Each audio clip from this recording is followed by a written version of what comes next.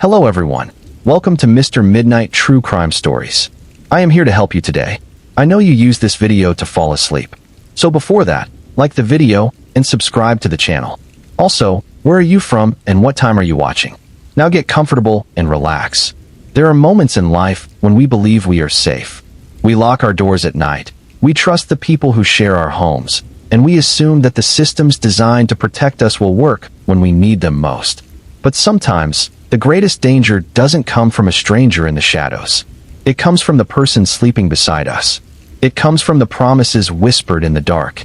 It comes from the silence we keep when something feels wrong. Tonight, we're going to talk about 5 stories that will challenge everything you think you know about safety, trust, and the warning signs that hide in plain sight. These aren't stories about random violence or chance encounters. These are stories about betrayal that grew slowly, about systems that failed repeatedly, and about the terrible price of silence. Imagine a woman who escaped poverty and built an empire, only to be killed by the person who promised to love her forever. Picture a couple bound together by a twisted promise made in childhood, a promise that would claim multiple lives. Think about a teenager begging for help, calling the police again and again, while the system let her down at every turn. Consider a woman who simply vanished one day, leaving behind everything except answers. And finally, envision a family that looked perfect on the outside, until the day it destroyed itself from within. These stories aren't connected by geography or time. They're connected by something deeper, something more disturbing. They're connected by the silence that allows violence to grow, by the trust that becomes a weapon, and by the warnings that everyone saw but no one truly heard. We often think of true crime as something distant, something that happens to other people in other places. But the truth is far more uncomfortable. The truth is that violence often grows in the spaces between what we know and what we're willing to admit. It grows in the moments when someone says they're fine, even though they're not. It grows when we see something wrong but convince ourselves it's not our place to intervene. It grows in the gap between a call for help and the response that comes too late or not at all. The cases we're going to explore tonight are real. The names have been changed, but the events, the failures, and the losses are all too real. These aren't cautionary tales designed to scare you. They're documented tragedies that reveal uncomfortable truths about the world we live in, about the institutions we trust, and about the human capacity for both cruelty and denial. Let's begin with a woman named Alana Brooks. On the surface, her life was a testament to the American dream. She was born in 1985 in a small town called Pinewood in South Georgia, a place where poverty wasn't just a statistic, but a lived reality for most families. Alana didn't grow up with her parents. She was raised by her aunt in a house that was always too small and never quite warm enough in the winter. Money was scarce, opportunities were scarcer, and for most young people in Pinewood, the future looked a lot like the past. But Alana was different. Not because she was smarter or luckier than anyone else, but because she refused to accept that her circumstances would define her entire life. She studied hard in school, often doing her homework by candlelight when the electricity was shut off. Her teachers noticed her determination, that quiet intensity that separates those who dream from those who achieve. When Alana was 17, she got pregnant. For many young women in her situation, that would have been the end of education, the end of opportunity. The town expected her to drop out, to become another statistic, another young mother working minimum wage jobs and struggling to survive. But Alana didn't follow that script. She finished high school with her baby on her hip, walking across the graduation stage with her daughter in the audience, held by her aunt. The years that followed were not easy. Alana worked multiple jobs, taking classes at the community college whenever she could scrape together enough money for tuition. There were nights when she survived on ramen noodles so her daughter could have fresh fruit. There were mornings when she showed up to class exhausted, having worked a night shift at the hospital before dawn. There was even a brief period when she and her daughter were homeless, sleeping in her car in a church parking lot, using the gas station bathroom to wash up before work. But somehow, Alana kept moving forward. She earned her associate degree, then her bachelor's degree, and eventually, against all odds, she completed a master's degree in community counseling. She didn't just want to escape poverty for herself. She wanted to build a bridge for others to follow. In her early 30s, Alana founded Blue Harbor Solutions, a consulting business focused on helping nonprofits and community organizations serve vulnerable populations more effectively. The business grew quickly. Alana had credibility that came from lived experience, and she had skills that came from years of disciplined study. She understood both the language of boardrooms and the reality of food stamps. She could write grant proposals and balance budgets, but she could also sit with a struggling single mother and speak truth without judgment. Within 5 years, Blue Harbor Solutions was generating significant revenue. Alana bought a house, a real house with a yard where her daughter could play. She drove a decent car that didn't break down every other month. She hired employees, mostly women with backgrounds similar to her own, and paid them well. She spoke at conferences about resilience and entrepreneurship. Magazine articles featured her as an example of what determination and hard work could achieve. To the outside world, Alana Brooks had made it. She was successful, financially stable, and seemed to have everything under control. She posted photos on social media of her daughter's accomplishments, of her business awards, of motivational quotes about perseverance. She smiled in every picture, that confident smile of someone who had fought for everything she had and wasn't about to let it go. But there were things Alana didn't post about. There were conversations she didn't share publicly. There were fears she kept hidden behind that smile. Fears that were growing larger with each passing month. Alana had married a man named Marcus Brooks 8 years into her business success. Marcus was charming, the kind of man who could light up a room with his presence. He was handsome and knew how to make people feel special with his attention. When Alana met him at a community event, she was drawn to his energy, to the way he seemed so confident and secure. After years of struggling alone, there was something appealing about having a partner, someone to share the weight of responsibility. The wedding was beautiful, a celebration of love, but also of arrival. Alana had made it not just professionally but personally. She had a thriving business, a beautiful daughter, and now a husband who promised to stand beside her through everything life might bring. But marriages, like houses, reveal their flaws slowly. The problems didn't appear all at once. They crept in gradually, almost imperceptibly at first. Marcus didn't have the same work ethic Alana did. He moved from job to job, always with explanations that sounded reasonable in the moment, but formed a troubling pattern over time. He spent money freely, too freely for someone without a stable income. He made investment decisions without consulting Alana, decisions that often lost money rather than made it. Alana tried to be understanding. She knew what it was like to struggle, to face setbacks. She wanted to believe that Marcus was trying, that things would eventually stabilize. She covered his debts more than once, telling herself it was what partners did for each other. She took on more contracts to compensate for his financial unreliability, working longer hours to maintain the lifestyle they'd built. Then came the discovery that changed everything. Alana found messages on Marcus's phone, evidence of an affair that had been going on for over a year. But it wasn't just the infidelity that shattered her. It was the second revelation that followed, one far worse than she could have imagined. Marcus had another child, a son, born 6 months earlier with a woman from a neighboring town. The betrayal was comprehensive. It wasn't just about broken vows or lies. It was about an entire hidden life that Marcus had been living while Alana worked to support their family. The woman had been receiving money from Marcus, money that came from Alana's business, money that should have gone to their household. Alana confronted Marcus with the evidence, and the argument that followed revealed a side of him she had never fully seen before. He wasn't apologetic. He was defensive, then angry. He accused her of being too focused on work, of neglecting him emotionally.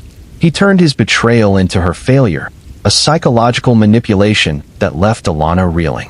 When she demanded he leave the house, he refused at first, claiming he had rights, that this was his home too, even though Alana had paid for every square inch of it. Eventually, Alana filed for separation.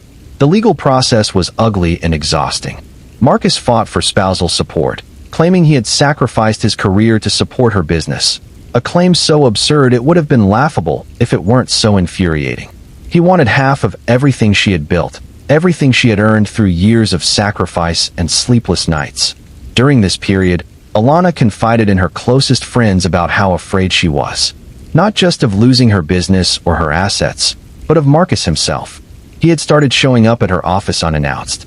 He sent long, Rambling text messages at 3 in the morning, messages that oscillated between apologies and accusations. He told mutual friends that Alana was trying to destroy him, that she was vindictive and cruel, carefully crafting a narrative that portrayed him as the victim.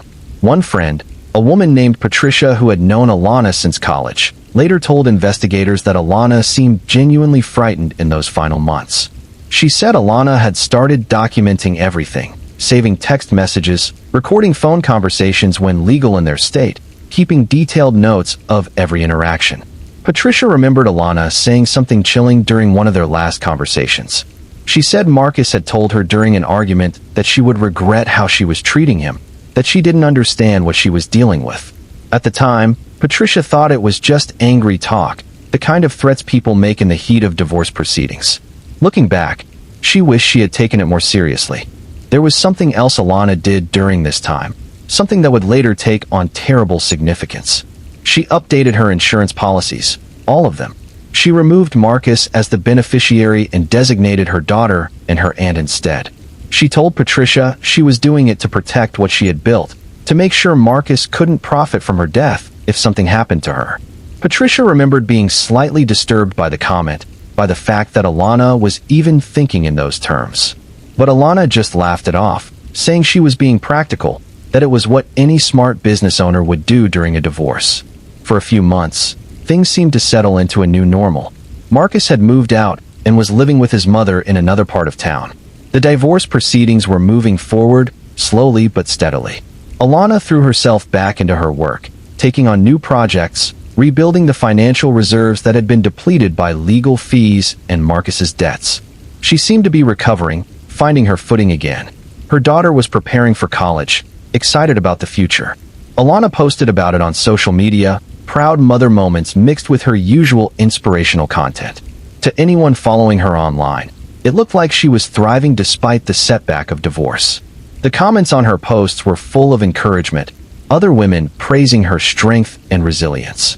But privately, Alana was still worried. She told Patricia that Marcus had been asking questions about her business finances, about her insurance policies, about her will. He had no reason to be asking these questions anymore, no legal right to that information, but he kept pushing. When Alana refused to provide details, he became angry again, threatening to drag out the divorce proceedings, to make her life as difficult as possible. There were also the strange incidents that Alana couldn't quite explain, but that left her uneasy. Her car had been broken into, though nothing was taken. Someone had tried to access her business bank account online using an old password. Her daughter reported seeing Marcus's car parked down the street from their house late at night, though he denied it when Alana confronted him. Each incident on its own seemed minor, possibly coincidental. Together, they formed a pattern that made Alana increasingly nervous. She considered getting a restraining order, but her lawyer advised against it unless there was a clear threat. Marcus had been careful, never explicitly threatening violence, never doing anything that would leave obvious evidence. He was angry and intrusive, but in ways that fell just short of legal action. Alana felt trapped between her instincts, which told her something was very wrong, and a legal system that required concrete proof before it would intervene. Then came a night in late October, 3 days before Alana's 38th birthday. She had spent the evening working on a grant proposal, determined to secure a major contract that would expand her business into 2 new states. Her daughter was away at a college visit weekend. Alana was alone in the house, which was unusual but not concerning. She had lived alone before, during the years of struggle. She wasn't afraid of solitude. Around 11:30, Alana finished her work and got ready for bed. She texted her daughter goodnight, sent a few work emails, and scrolled through social media for a few minutes before turning off the lights. She fell asleep quickly, exhausted from a long day. She never woke up. At approximately 2:15 in the morning, someone entered Alana's house. They came in through the back door, which had been forced open with a crowbar. They moved through the dark house with purpose, not randomly searching rooms, but heading directly to the master bedroom where Alana slept. They wore a mask and gloves and carried a gun.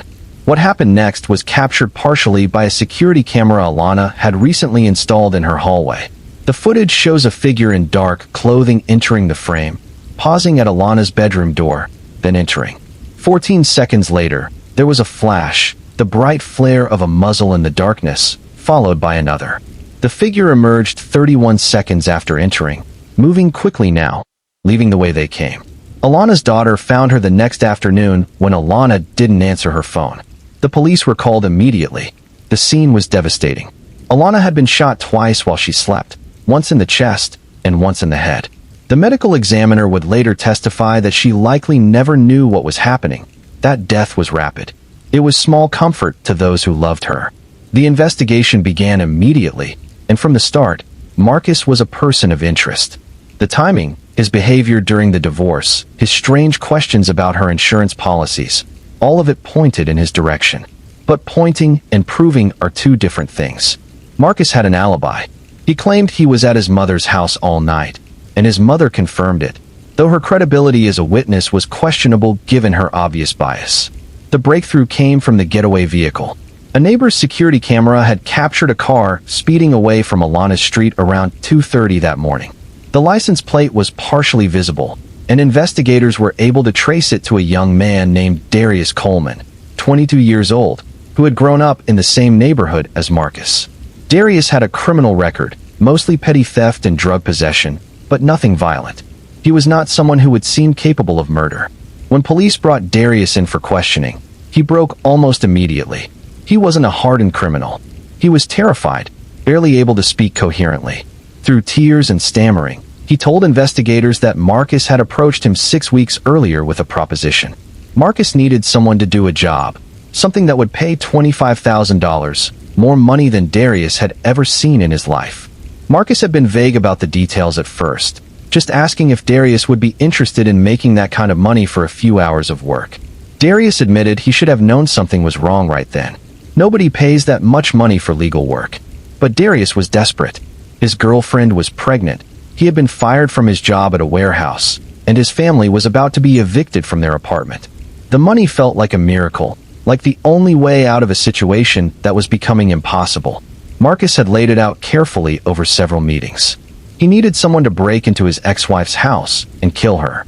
He provided detailed information about the house layout, about Alana's schedule, about when she would be alone. He gave Darius the crowbar to force the door. He even provided the gun, a weapon that turned out to be stolen. Darius told investigators that Marcus had been very specific about how it needed to look. It had to seem like a robbery gone wrong, a random home invasion. Darius was supposed to take some items from the house to support that narrative, but in his panic after firing the shots, he forgot. He just ran, leaving behind evidence that would eventually lead police directly to him. But there was more to the story. Darius hadn't acted alone. Marcus had recruited a second young man, someone to drive the getaway car and act as a lookout. His name was Tyler Grant, 19 years old, another kid from the neighborhood with limited prospects and mounting desperation. Tyler confirmed everything Darius said. He described meetings with Marcus in parking lots and fast food restaurants. Conversations where Marcus spoke about his ex-wife with chilling coldness, referring to her as a problem that needed to be solved. What emerged from the investigation was a picture of calculated murder. This wasn't a crime of passion or a moment of rage. Marcus had spent weeks planning Alana's death, recruiting vulnerable young men who he knew would be tempted by money they couldn't earn legitimately, providing them with tools and information, and carefully constructing an alibi for himself. He had planned it like a business transaction, with the same attention to detail that Alana had once applied to her consulting work. The motive was exactly what Alana had feared. Marcus had learned that Alana had changed her insurance beneficiaries, but he had also discovered something else. Alana was pregnant, about 8 weeks along. She hadn't told many people yet, hadn't even decided whether she was going to continue the pregnancy, given everything happening in her life. But Marcus had found out somehow, possibly by going through her trash and finding medical paperwork or pharmacy receipts. In Marcus's twisted logic, if Alana died while they were still technically married, before the divorce was finalized, he would be entitled to everything. Her business, her assets, her life insurance payout of $500,000. He would finally have the money he had always believed he deserved, the wealth he thought Alana had been selfishly keeping from him. The fact that she was pregnant made him move faster, worried that she might use the pregnancy to complicate the divorce proceedings further. When Marcus was arrested 2 weeks after the murder, he maintained his innocence. He claimed he was being framed, that Darius and Tyler were lying to save themselves. He told anyone who would listen that Alana's business partners had motive to kill her, that she had enemies in the non-profit world who resented her success. He portrayed himself as a grieving husband, shocked and devastated by his wife's murder. But the evidence was overwhelming. Darius and Tyler both testified against him, describing the planning meetings in detail. Phone records showed multiple calls between Marcus and both young men in the weeks before Alana's death. Financial records revealed that Marcus had withdrawn large amounts of cash in the days before the murder, withdrawals that couldn't be explained by any legitimate expense. And perhaps most damning, investigators found searches on Marcus's computer about insurance payouts, about how long it took for murder investigations to close, about whether beneficiary changes made during a divorce were legally valid. The trial lasted 3 weeks and became a major news story in the region. Alana's friends and colleagues filled the courtroom, wanting to bear witness, wanting justice for a woman who had overcome so much only to be killed by someone who had promised to love her. Marcus's defense attorney tried to argue that the prosecution's case was circumstantial, that Marcus might have been planning the murder but hadn't actually committed it, that Darius was the true killer and was simply trying to shift blame. The jury deliberated for 7 hours. When they returned, their verdict was unanimous. Marcus Brooks was guilty of first-degree murder, conspiracy to commit murder, and solicitation of murder. Darius Coleman and Tyler Grant were also convicted, though they received lighter sentences in exchange for their cooperation and testimony. Darius got 30 years with the possibility of parole after 20. Tyler, who hadn't actually entered the house or fired the weapon, received 15 years. Marcus Brooks was sentenced to life in prison without the possibility of parole. As the sentence was read, he showed no emotion, staring straight ahead with the same cold expression that had characterized his demeanor throughout the trial. Alana's daughter, now a young woman who would have to live the rest of her life without her mother, sat in the front row and wept quietly. Alana's aunt, who had raised Alana and had hoped to see her great niece grow up with the opportunities she herself never had, looked broken, aged 10 years in the months since Alana's death. But the consequences extended far beyond the courtroom. Blue Harbor Solutions, the business Alana had built from nothing, collapsed within 6 months of her death. Without Alana's leadership and personal relationships with clients, the contracts dried up. Her employees, women who had depended on those jobs, found themselves unemployed. The bridge Alana had tried to build for other women to escape poverty was dismantled, board by board, until nothing remained. Alana's daughter received the life insurance payout, but it was tied up in legal proceedings for over a year as Marcus attempted to challenge the beneficiary change from prison, filing motion after motion claiming that Alana had been coerced or that the change wasn't properly executed. Each motion was denied, but each one prolonged her daughter's pain, forcing her to relive her mother's murder again and again through legal paperwork and court appearances.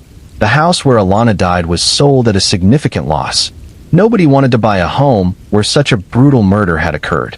Her daughter couldn't bear to live there, couldn't sleep in a place where her mother had been killed in her own bed.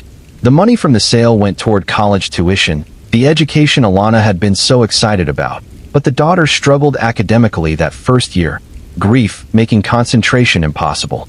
Alana's story is a perfect example of how success and stability can make someone a target rather than protect them. She had worked her entire life to escape vulnerability, to build something that couldn't be taken away. But in doing so, she created something worth taking, and she trusted someone who saw her not as a partner, but as an asset to be exploited and eventually eliminated. The warning signs were there. The financial irresponsibility, the infidelity, the hidden child, the anger during divorce proceedings, the strange questions about insurance and assets. Alana's friends knew something was wrong. Alana herself was afraid enough to document everything, to change her beneficiaries, to tell people she was worried. But knowing something is wrong and being able to stop it are two different things. The legal system requires proof of imminent danger before it will act, and Marcus was careful to keep his threats implicit, his rage controlled enough to avoid arrest. There's also the uncomfortable reality that Marcus didn't pull the trigger himself. He recruited 2 young men, exploiting their poverty and desperation the same way he had exploited Alana's trust and resources. Darius and Tyler made terrible choices, choices they will pay for the rest of their lives. But they were also victims of a system that left them so vulnerable that $25,000 felt worth risking everything. Marcus understood this desperation because he had lived adjacent to it, had watched Alana overcome it. But instead of being inspired by her example, he weaponized that understanding to manipulate others into doing his violence for him. In the end, Alana Brooks's story is about betrayal at the deepest level. She survived poverty, survived being a teenage mother, survived homelessness, built a thriving business, and became a voice for others struggling to overcome similar obstacles. But she couldn't survive the man she married, the man who looked at everything she had achieved and saw only what he could take, who viewed her life as an obstacle to his financial gain, who was willing to extinguish her existence for money he hadn't earned and didn't deserve. Her legacy is complicated now. She is remembered by those who knew her as brilliant and resilient. But she is also remembered as a cautionary tale about the dangers of ignoring red flags, about the price of giving second chances to people who haven't earned them, about how violence can hide behind charm until the moment it strikes. It's an unfair legacy in many ways, placing the burden of prevention on the victim rather than on the perpetrator, but it's the legacy she has nonetheless. And somewhere in all of this is a question that haunts everyone who knew Alana. Could it have been prevented? If she had gotten the restraining order despite her lawyer's advice, would it have stopped Marcus? If she had told more people about her fears, would anyone have been able to intervene? If the divorce had been finalized faster, would Marcus have lost his perceived motive? These questions have no good answers because they ask the victim to have been more perfect, more prescient, more protected, when the real failure was Marcus's choice to value money over a human life, his choice to plan and execute murder rather than accept the consequences of his own actions. Now let me tell you about a different kind of betrayal, one that began not in adulthood but in childhood, one that was nurtured over decades until it became something monstrous. This is the story of Naomi Reed and Evan Reed, a couple whose relationship defied every normal boundary and eventually destroyed multiple lives. Naomi and Evan grew up as neighbors in Ridgeway, Indiana, a small town where everyone knew everyone else's business. They lived 3 houses apart on a tree-lined street that looked peaceful and normal on the surface. Naomi was born in 1982, Evan in 1981. Their families were friendly, sharing barbecues and holiday celebrations. The children played together constantly, and as they grew older, that childhood friendship evolved into something else, something darker than anyone realized at the time. By the time Naomi and Evan were teenagers, they were inseparable. They sat together at lunch, walked home together after school, spent weekends at each other's houses. To their families and friends, they seemed like a sweet young couple, high school sweethearts destined to get married someday. But the reality of their relationship was far more disturbing than anyone knew. Years later, after everything came out, investigators would learn about a conversation Naomi and Evan had when they were just 15 years old. They had made what they called a pact, a promise that would define their relationship for the next 2 decades. The pact was simple in its horror. They belonged to each other completely and eternally. If either of them betrayed that bond, if either of them was unfaithful, the punishment would be death. Not divorce, not separation, but death. To 2 teenagers who romanticized ideas of eternal devotion and viewed themselves as somehow different from everyone else, this pact probably felt deep and meaningful, like something from a Gothic novel. But it wasn't a metaphor or a dramatic teenage promise that would fade with maturity. For Naomi and Evan, it was literal. It was a rule they both agreed to follow, and they referenced it often over the years, reminding each other of their commitment whenever either seemed to be pulling away or showing interest in anyone else. They married young, just after Evan graduated from high school. Naomi was still 17, requiring her parents' permission for the marriage license. The wedding was small and unremarkable, held in a community center with folding chairs and grocery store flowers. Their families were supportive, happy to see young love triumphant, unaware of the twisted foundation on which this marriage was built. For the first several years, Naomi and Evan lived quietly in Ridgeway. Evan worked construction jobs, never staying with any company for very long. Naomi worked retail, moving from store to store as managers found her difficult to work with. Co-workers would later describe her as cold and detached, someone who didn't make friends easily, who seemed to view every interaction as transactional. She and Evan kept to themselves, rarely socializing with others, creating an isolated bubble where their distorted view of relationships could flourish without outside perspective or challenge.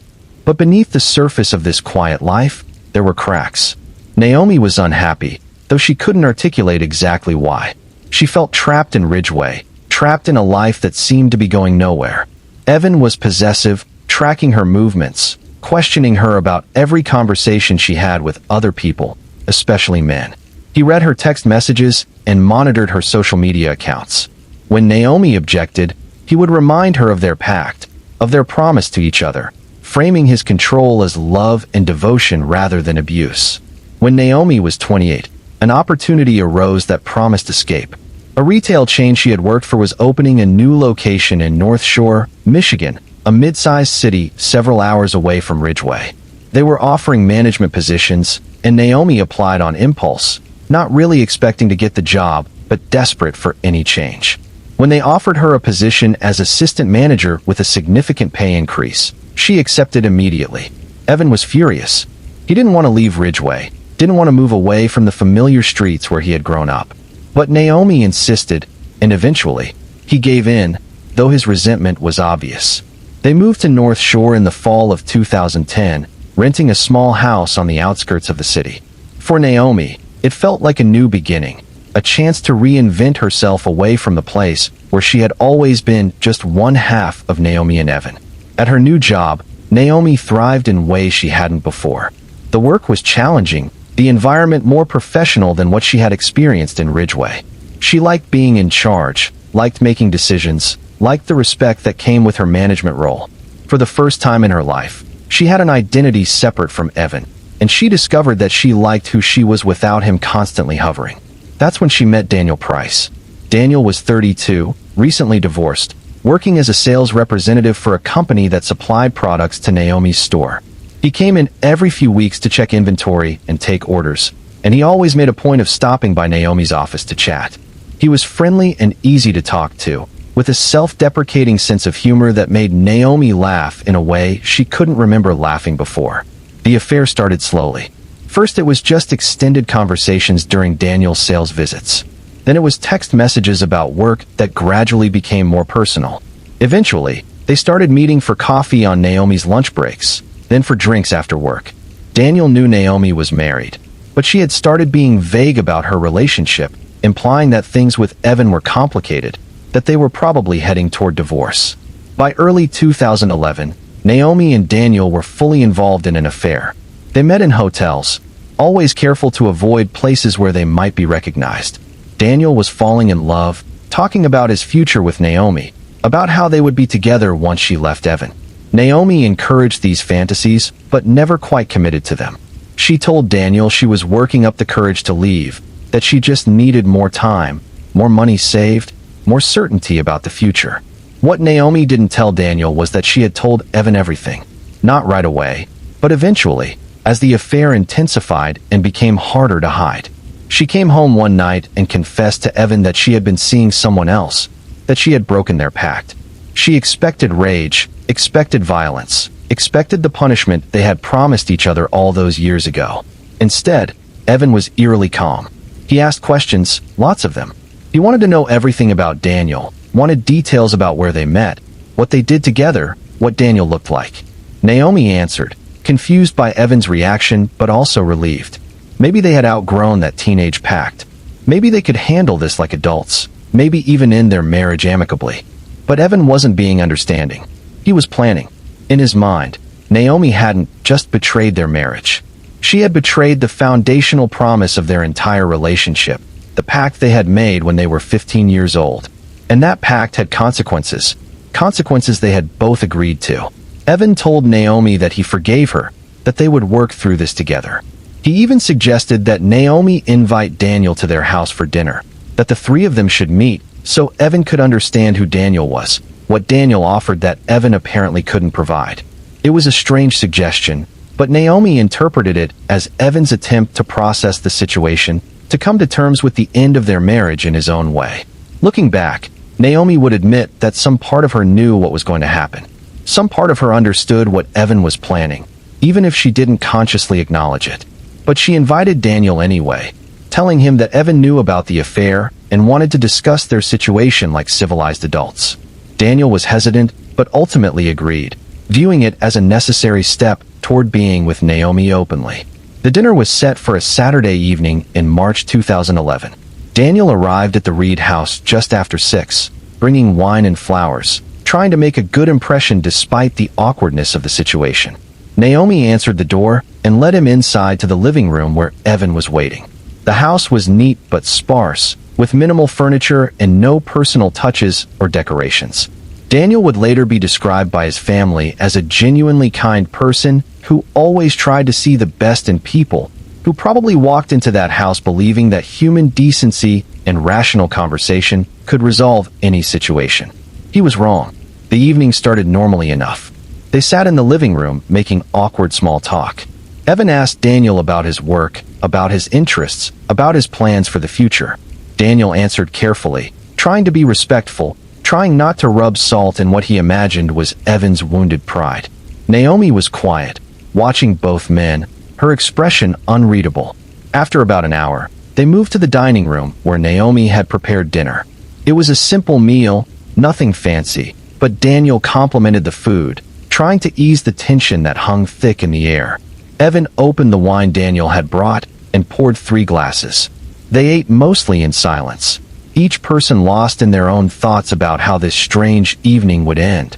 What Daniel didn't know was that Evan had been planning this night for weeks, ever since Naomi told him about the affair. He had thought through every detail, considered every possible outcome. In Evan's mind, this wasn't murder. This was justice, the enforcement of a promise that Naomi had broken and Daniel had enabled. The pact demanded blood, and Evan intended to fulfill that obligation. After dinner, Evan suggested they move back to the living room to talk more seriously about the situation. Daniel agreed, probably relieved that they were finally going to address the reality of Naomi leaving her marriage. He sat on the couch. Naomi sat in a chair across from him, and Evan excused himself, saying he needed to get something from the bedroom. When Evan returned, he was holding a knife, a large hunting knife with a serrated edge. Daniel saw it and stood up, confusion turning to fear as he realized that this evening was not what he had been led to believe. He started to say something, maybe to ask what was happening, but Evan moved too quickly. He crossed the room in 3 strides and drove the knife into Daniel's chest before Daniel could react. The attack was brutal and sustained. Daniel fought back, tried to defend himself, but Evan was stronger and had the advantage of surprise. Naomi sat in her chair and watched. She didn't help Daniel. She didn't call the police. She didn't try to stop Evan. She just watched as the man she had claimed to care about, the man who had been planning a future with her, was stabbed repeatedly until he stopped moving. The living room was a scene of carnage. Blood was everywhere, on the walls, on the furniture, pooled on the floor where Daniel's body lay still. Evan stood over the body, breathing hard, covered in blood. He looked at Naomi and said something that investigators would later learn from Naomi's own testimony. He said that this was what happened when you broke the pact, that this was what they had promised each other, that Daniel's death was necessary to restore balance to their relationship. What happened next revealed just how deeply disturbed both Naomi and Evan truly were. Rather than panic, rather than call the police or flee or do any of the things a normal person might do after witnessing a murder, they set about cleaning up methodically. They had planned for this, had prepared supplies in advance. They wrapped Daniel's body in plastic sheeting that Evan had purchased weeks earlier. They cleaned the blood using industrial cleaner and bleach. Then came the disposal of the body, and this is where the true horror of their partnership became evident. Over the course of 3 days, working only at night, Evan dismembered Daniel's body in their basement. Naomi assisted him, helping to move the pieces, cleaning the tools, wrapping each part separately. They drove to several locations around North Shore, wooded areas and construction sites, and scattered the remains. They wanted to make sure that even if some parts were found, they wouldn't be connected to each other, wouldn't be identified easily. Daniel's car was a problem, one they had anticipated. They drove it to a parking lot at a shopping mall 40 miles away and left it there, wiping down every surface to remove fingerprints. They assumed it would eventually be towed or reported as abandoned, just another mystery in a city full of them. For a while, their plan seemed to work. Daniel was reported missing by his family when he didn't show up for work and didn't answer his phone. The police investigated but had few leads. His car was found, but there was no evidence of foul play. His phone records showed his last location near the Reed house, but when police interviewed Naomi and Evan, they both claimed Daniel had never arrived for dinner, that he had called to cancel at the last minute. The investigation stalled. Without a body, without physical evidence, without any witnesses, there was nothing to charge anyone with. Daniel's family was devastated, stuck in the horrible limbo of not knowing what happened to someone they loved. Months passed, then a year, and Daniel's case grew cold. One more missing person in a system that has too many of them. But Naomi and Evan's relationship didn't return to normal after Daniel's murder. Something had broken between them that couldn't be repaired, even by the twisted logic of their pact. Naomi grew increasingly paranoid, convinced that Evan would eventually turn on her, would decide that she had broken the pact too many times to be forgiven. Evan became more controlling, more volatile, alternating between professions of love and accusations of betrayal. By 2013, 2 years after Daniel's death, Naomi had decided that she needed to end things with Evan, but she couldn't just leave. She knew too much, had participated in too much. If she left, and Evan was ever caught, he would implicate her immediately. She needed a more permanent solution, one that would ensure her safety and her silence. She began researching poisons, specifically ones that would mimic natural causes or an accidental overdose. She settled on a combination of prescription medications mixed with alcohol, substances that Evan used recreationally anyway, making an overdose seem plausible. She collected the medications over several months, stockpiling pills from various sources so no single acquisition would seem suspicious. In October 2013, Naomi put her plan into action. She prepared Evan's favorite dinner and suggested they have a special evening together, a reminder of better times. She mixed the medications into his drinks throughout the evening, being careful to make sure he consumed enough to be lethal, but not so much that he would taste anything wrong. Evan started feeling sick around midnight, complaining of dizziness and nausea. Naomi helped him to bed, telling him to sleep it off. She sat in the living room and waited. Around 3 in the morning, she checked on him. He was unconscious, his breathing shallow and irregular. Naomi watched him for a while, making sure he wasn't going to wake up. Then she called 911, hysterical, saying her husband wasn't breathing, that she thought he had taken too many pain pills, that she needed help immediately. The paramedics arrived within minutes, but it was too late. Evan was pronounced dead at the scene. The initial assumption was exactly what Naomi had planned for, an accidental overdose. Evan had a history of using prescription pain medication and alcohol, and the levels found in his system, while high, weren't impossibly so for someone with a tolerance. But Naomi made a critical mistake in the days following Evan's death. She seemed too calm, too unaffected. When the police came to ask routine questions about Evan's death, Naomi was cooperative but oddly detached. She didn't cry, didn't seem shocked or grief-stricken. One detective noticed that she referred to Evan in clinical terms, talking about his drug use and their relationship problems with the emotional effect of someone discussing a stranger. More concerning was what Naomi said when asked if Evan had been suicidal. She said no, that Evan would never kill himself, that he was too proud for that. But then she added, almost as an afterthought, that Evan deserved what happened to him, that he had it coming. When the detective asked her to clarify, Naomi seemed to realize she had said too much and claimed she was just upset, not thinking clearly. That comment prompted a more thorough investigation into Evan's death.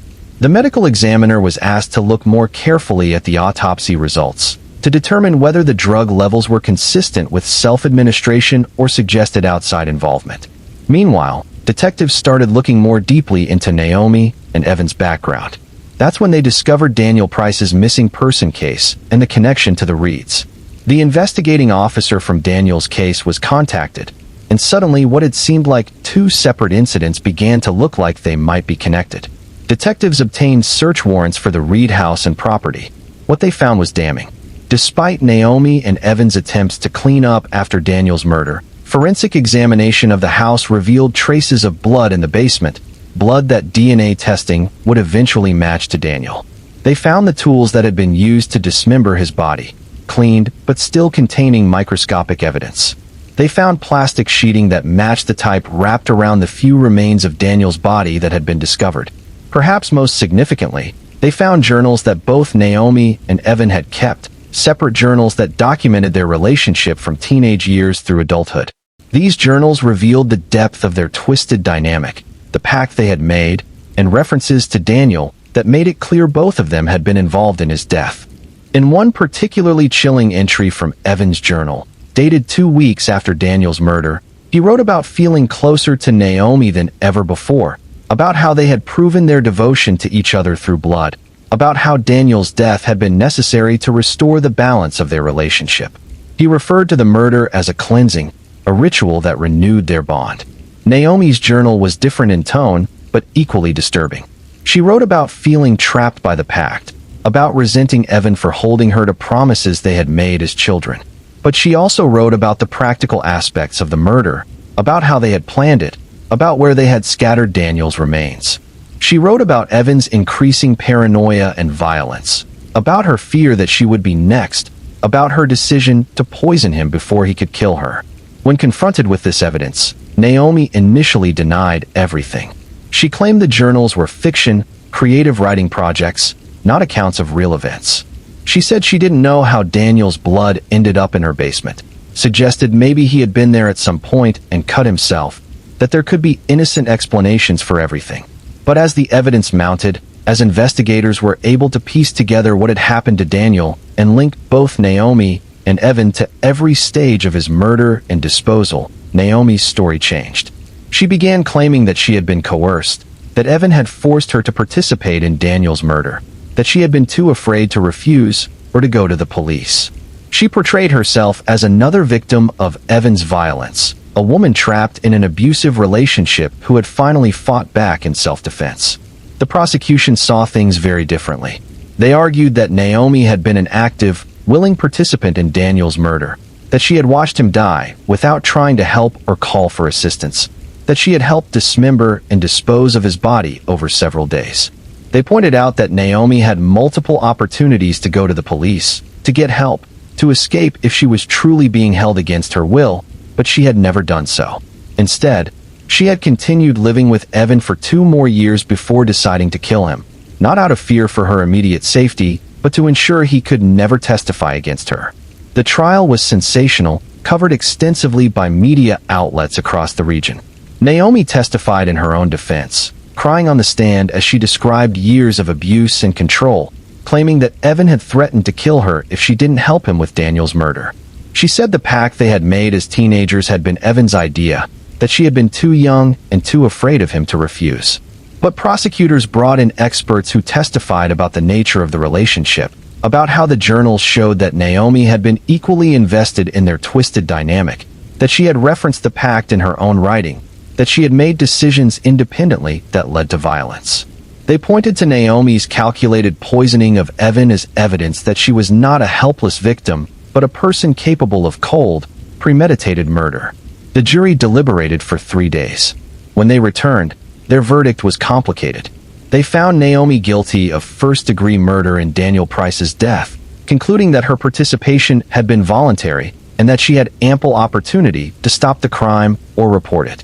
However, they found her guilty of second-degree murder in Evan Reed's death, accepting that there had been some element of the abusive relationship dynamic that influenced her decision to kill him, even if it didn't fully excuse it.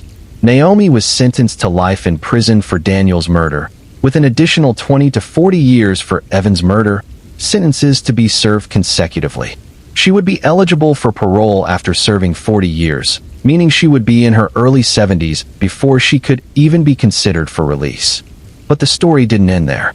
After the trial, investigators began looking into other missing person cases in areas where Naomi and Evan had lived. There were 3 unsolved disappearances, 2 men and 1 woman, that occurred during the years of their marriage. All 3 had some connection to the Reeds, either as co-workers, neighbors, or acquaintances. All 3 had disappeared without explanation, leaving behind cars, personal belongings, and confused families who never got answers. Investigators suspected that Daniel Price had not been the first person to violate the Reeds' pact, that there might have been others before him, who had gotten too close to Naomi or shown too much interest. They believed that Daniel was simply the first case where they left enough evidence behind to be caught. But without bodies, without physical evidence, without confessions, these suspicions remained just that. Naomi refused to talk about any other potential victims, and Evan was dead, taking whatever secrets he had with him. Daniel's family attended Naomi's sentencing hearing. His sister read a victim impact statement that left few people in the courtroom with dry eyes. She talked about Daniel as a person, not just as a victim. She described his kindness, his terrible sense of humor, the way he had been trying to rebuild his life after his divorce. She talked about the years of not knowing what happened to him, the torture of wondering if he was hurt or lost somewhere, needing help. She said that even now, knowing the truth was almost unbearable, but at least they had answers, at least they could properly mourn him. She also directed comments at Naomi, asking her how she could have watched someone die, someone who had cared about her, someone who had believed she cared about him. She asked Naomi if she felt anything at all, if she had any capacity for empathy or remorse. Naomi sat expressionless throughout the statement, showing no emotion, no response to the pain she had caused. The case of Naomi and Evan Reed is deeply disturbing on multiple levels. It reveals how toxic relationships can develop their own internal logic, their own rules that supersede normal moral boundaries. The pact they made as teenagers should have been forgotten as they matured, should have been recognized as the disturbed fantasy of young people who didn't understand the weight of such promises. Instead, it became the foundation of their entire relationship, a contract written in blood that they felt bound to honor no matter the cost. There's also the question of how much of Naomi's testimony was true. Was she genuinely coerced and afraid, or was she an equal partner in violence who only claimed victimhood when she was caught? The jury clearly struggled with this question, splitting their verdict between first and second-degree murder charges. The truth is probably somewhere in the middle, that there were elements of control and fear in the relationship, but also elements of mutual complicity and shared delusion. What's particularly chilling is how long they got away with it. If Naomi hadn't made that offhand comment to the detective, if she had maintained her composure better after Evan's death, it's possible the connection to Daniel's disappearance would never have been made. They might have both gotten away with murder, continuing their twisted relationship until one of them decided to betray the pact again, starting the cycle over. And somewhere in the background of this story are the families of those other missing people. People who might have been killed by the Reeds, but whose bodies were never found, whose cases were never solved. They live with the terrible possibility that they know who killed their loved ones, but will never be able to prove it, never be able to get justice, never be able to properly lay them to rest. The Naomi Reed case reminds us that violence doesn't always look the way we expect it to.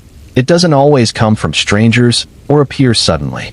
Sometimes it grows slowly over years, nurtured in relationships that isolate people from outside perspective, relationships where distorted beliefs and promises can flourish without challenge. Sometimes the most dangerous person isn't the obviously threatening stranger, but the partner who has convinced you that your love requires violence, that loyalty demands blood, that promises made in youth must be kept forever no matter how horrifying they become.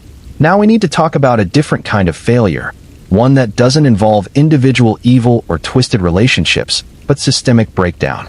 This is the story of Lily Moreno, an 18-year-old young woman whose death was entirely preventable, but happened anyway because the systems designed to protect her failed at every level.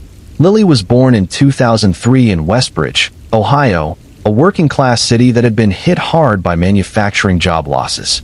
She grew up in a neighborhood where economic struggle was the norm, where families did their best with limited resources, where dreams often felt like luxuries people couldn't afford. But Lily had dreams anyway. She was artistic, spending hours drawing and painting, filling notebooks with sketches and ideas. Her teachers recognized her talent and encouraged her to consider art school after graduation. Lily was also outspoken and confident in ways that sometimes got her in trouble.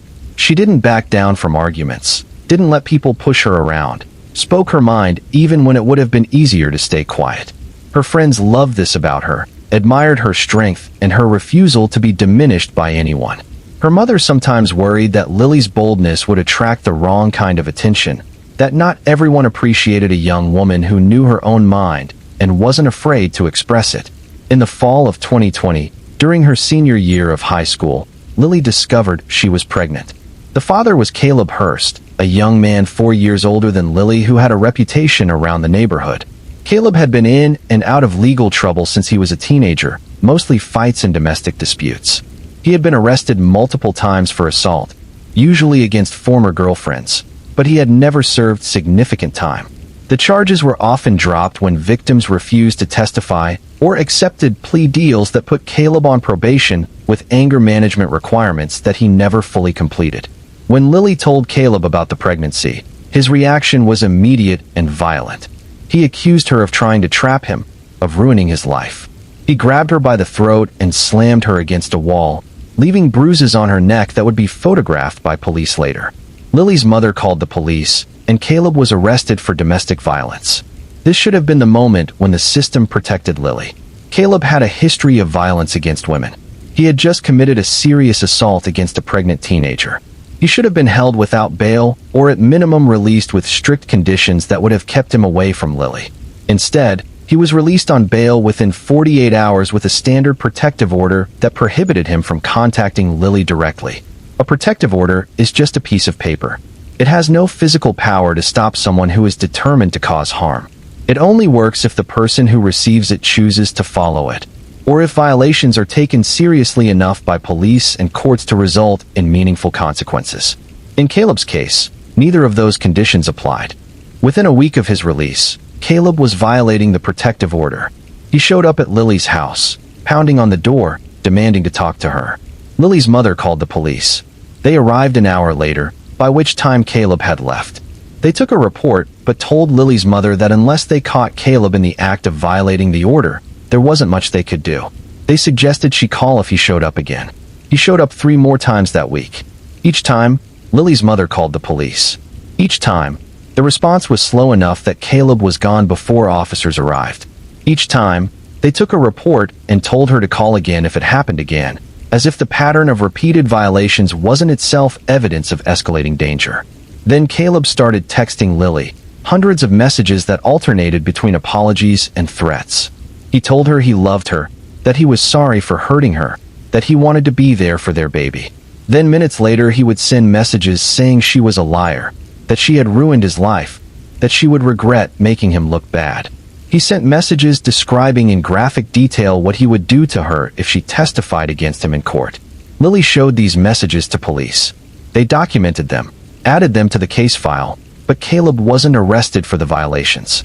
Instead, he was called in for a meeting with his probation officer, who warned him to stop contacting Lily. The probation officer later testified that Caleb had seemed remorseful, had promised to stay away, had said all the right things. There was no discussion of revoking his bail or adding monitoring conditions. The violence escalated. In January 2021, Caleb somehow obtained a key to Lily's house, possibly from a mutual friend or possibly by stealing it during one of his earlier visits. He let himself in late at night when Lily was alone, her mother working a night shift. Lily woke up to find Caleb standing over her bed. She tried to scream, but he covered her mouth with his hand, telling her they needed to talk. What followed was a 4-hour ordeal during which Caleb held Lily captive in her own room. He didn't let her leave or use her phone. He interrogated her about whether she was really pregnant, whether the baby was his, whether she was planning to testify against him. When Lily tried to leave or argued back, he became violent, hitting her, choking her until she nearly passed out, then apologizing and crying, saying he didn't mean it, that she made him do it by not listening. When Lily's mother came home in the morning and heard voices in Lily's room, she called the police immediately. This time they arrived quickly, within minutes. They found Caleb still in Lily's room, found Lily bruised and terrified, found clear evidence of multiple assaults. Caleb was arrested again, this time charged with burglary, kidnapping, and aggravated assault in addition to the existing domestic violence charge. Surely this time he would be held. Surely this time the system would recognize the danger he posed. But no, Caleb posted bail again within a week. The judge acknowledged the seriousness of the charges, but accepted the argument from Caleb's attorney that he had family ties to the community, that he wasn't a flight risk, that the conditions of bail could be made more restrictive to ensure compliance. Those more restrictive conditions included an ankle monitor that would track Caleb's location and alert authorities if he came within 500 feet of Lily's home. This electronic monitoring was supposed to give Lily safety, supposed to give her warning if Caleb violated the protective order again. It was supposed to allow police to respond before violence occurred rather than after. But ankle monitors only work if someone is paying attention to the alerts they generate, and if the response to those alerts is fast enough to matter. In Caleb's case, the monitoring was contracted out to a private company that was understaffed and overwhelmed with clients. The alerts went to a central office where they were supposed to be forwarded to local police, but there were delays, sometimes hours, between an alert being generated and police being notified. Caleb tested the system almost immediately. He drove past Lily's house multiple times, each pass generating an alert that went nowhere. He walked down her street late at night, standing across from her house, staring at her windows. Neighbors saw him and called police, but by the time officers arrived, he was gone. The ankle monitor company later admitted they had been experiencing technical difficulties, that some alerts hadn't been properly transmitted to police. Lily was terrified. She told everyone who would listen that Caleb was going to kill her. She said it to police officers, to victim advocates, to her friends, to her mother. She said she could see it in his eyes, could feel it in the way he looked at her, could sense it in the escalating pattern of his behavior. She begged authorities to do something more, to put Caleb in jail where he couldn't reach her, to take the threat seriously. But the legal system moves slowly, bound by procedures and rights and presumptions of innocence. Caleb hadn't been convicted of anything yet. He was presumed innocent until proven guilty, entitled to bail, entitled to await trial outside of jail, as long as he followed the conditions set by the court. The fact that he was violating those conditions repeatedly should have resulted in bail revocation, but each violation had to be documented, investigated, presented to a judge, scheduled for a hearing. Meanwhile, Lily was trying to live her life. She was still in high school, trying to graduate, trying to prepare for the baby that was due in May. She was 5 months pregnant by February, beginning to feel the baby move inside her. She had names picked out, had started buying baby clothes at thrift stores, had dreams about what kind of mother she wanted to be. Her friends rallied around her, walking her to and from school, staying with her when her mother had to work, trying to create a network of protection since the official systems were failing. They took photos of Caleb whenever they saw him near Lily's house or school, documenting his presence, sending the photos to police. They created a group chat where they could alert each other if anyone saw Caleb, trying to give Lily warning so she could get somewhere safe. In March, one of Lily's friends confronted Caleb outside a convenience store, telling him to leave Lily alone, that everyone knew what he was doing, that he needed to get help. Caleb's response was chilling. He smiled and said that Lily belonged to him, that the baby belonged to him, that nobody was going to keep him from what was his. The friend recorded the conversation on her phone and gave it to police, but again, nothing changed. Caleb wasn't arrested, wasn't brought before a judge, wasn't held accountable. The trial date for Caleb's existing charges was set for June, still 3 months away. Lily was told she would have to testify, would have to face Caleb in court and describe what he had done to her. She was terrified of this, knowing that Caleb would be watching her, would hear every word she said, would be planning his revenge. Victim advocates tried to prepare her, tried to help her understand the process, tried to assure her that there would be security in the courtroom, that Caleb wouldn't be able to hurt her there. But Lily's fear wasn't about the courtroom. It was about all the other moments, all the times when she was walking to school, or coming home, or just existing in her own neighborhood, while Caleb was out on bail, free to watch her, free to plan, free to wait for the right moment to strike. That moment came on April 12, 2021. Lily was 7 months pregnant, due to graduate from high school in 6 weeks. It was a Monday evening, and she was at home with her mother. They were watching television together, something they had been doing more often because Lily didn't feel safe leaving the house unless absolutely necessary. Around 9 o'clock, there was a knock at the door. Lily's mother looked through the peephole and saw a delivery person holding a package. She opened the door, and Caleb forced his way inside.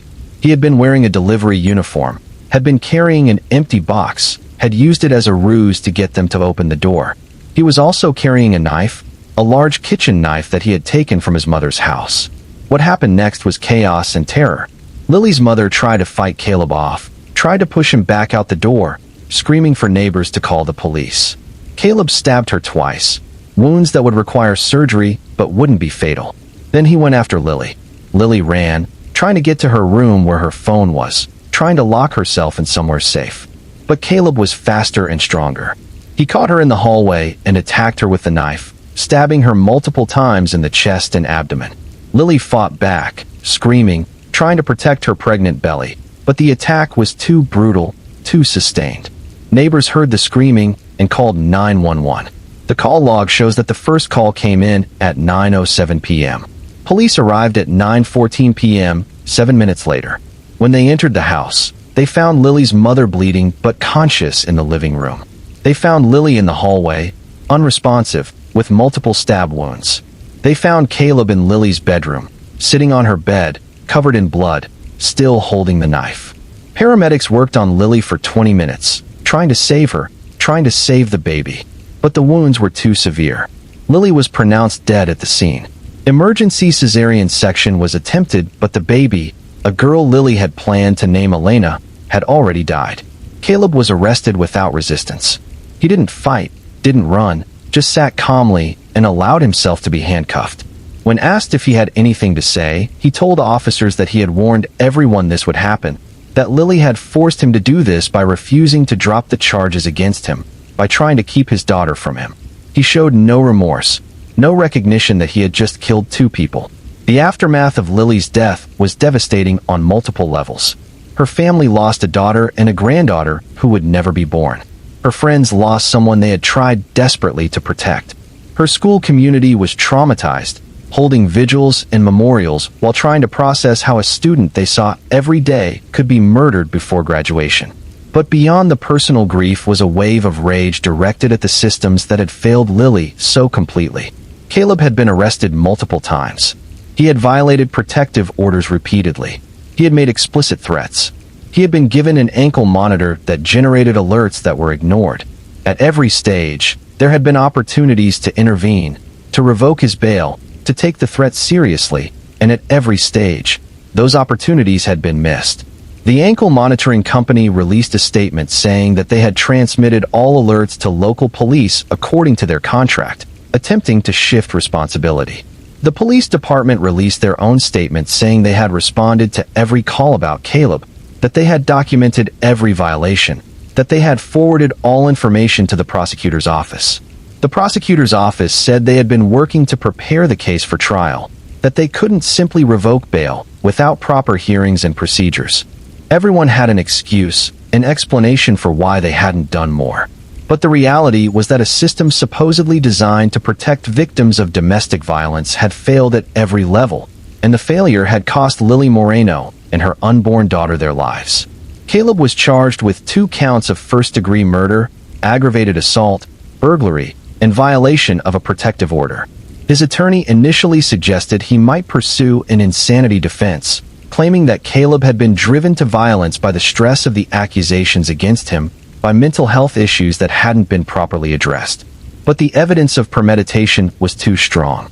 Caleb had disguised himself to gain entry to the house, had brought a weapon, had attacked with clear intent to kill. Facing overwhelming evidence and pressure from prosecutors seeking the death penalty, Caleb eventually accepted a plea deal. He pleaded guilty to all charges in exchange for 2 consecutive life sentences without the possibility of parole. He gave no statement at his sentencing hearing, showed no emotion as Lily's mother described the daughter she had lost, the granddaughter she would never meet. Lily's death sparked significant public outcry and calls for reform. Activists pointed to her case as a perfect example of how domestic violence victims are failed by systems that prioritize the rights of accused abusers over the safety of victims. They demanded changes to bail procedures, better training for judges on the lethality risk in domestic violence cases, more rigorous monitoring of protective order violations, better funding and staffing for ankle monitoring programs. Some changes were eventually made. Ohio passed legislation in Lily's name that created a more rigorous system for evaluating danger in domestic violence cases before setting bail. The law requires judges to consider history of violence, violations of previous protective orders, and explicit threats when making bail decisions. It mandates that ankle monitor violations be responded to within 30 minutes rather than hours. It provides additional funding for victim advocacy and enhanced penalties for protective order violations. But legislation can't bring Lily back. It can't give her mother her daughter back, can't give Lily the chance to graduate, to become a mother, to build the life she had been planning. It can't restore the future that was stolen from her by someone who refused to accept that he didn't own her, that she had the right to leave, to seek protection, to live without violence. Lily's story is particularly painful because it was so preventable. Unlike some of the other cases we've discussed tonight, there was no mystery here, no hidden danger that nobody could have anticipated. Everyone knew Caleb was dangerous. He had a documented history of violence. He was actively violating protective orders. He was making explicit threats. The warning signs weren't subtle or easily missed. They were blazing red alarms that everyone could see. But seeing danger and stopping it are two different things. The system is built with checks and balances, with procedures that are meant to protect individual rights while also keeping communities safe. But sometimes those procedures create gaps, windows of time where someone who intends harm can act before the slow machinery of justice can stop them. There's also the uncomfortable reality that domestic violence is often not taken as seriously as other forms of violence. If Caleb had been making death threats against a police officer or a judge, he would have been held without bail immediately. But because his victim was his ex-girlfriend, a young woman without power or status, the system treated his threats as less urgent, his violations as less serious. Lily's friends have said that one of the hardest things about her death is the guilt they carry. They knew she was in danger. They tried to help. They created protective networks, documented violations, called police, did everything they could think of. But it wasn't enough, and they feel like they failed her even though the real failure was systemic, institutional, far beyond what a group of teenagers could have prevented. Her mother carries a different kind of guilt. She wonders if she should have moved, taken Lily somewhere Caleb couldn't find them, even though that would have meant leaving her job, her community, everything familiar. She wonders if she should have bought a gun to protect their home, even though she had no training and wasn't sure she could actually use it if the moment came.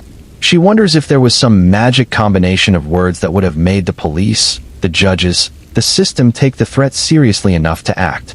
But the truth is that the burden of preventing domestic violence should never fall primarily on victims and their families.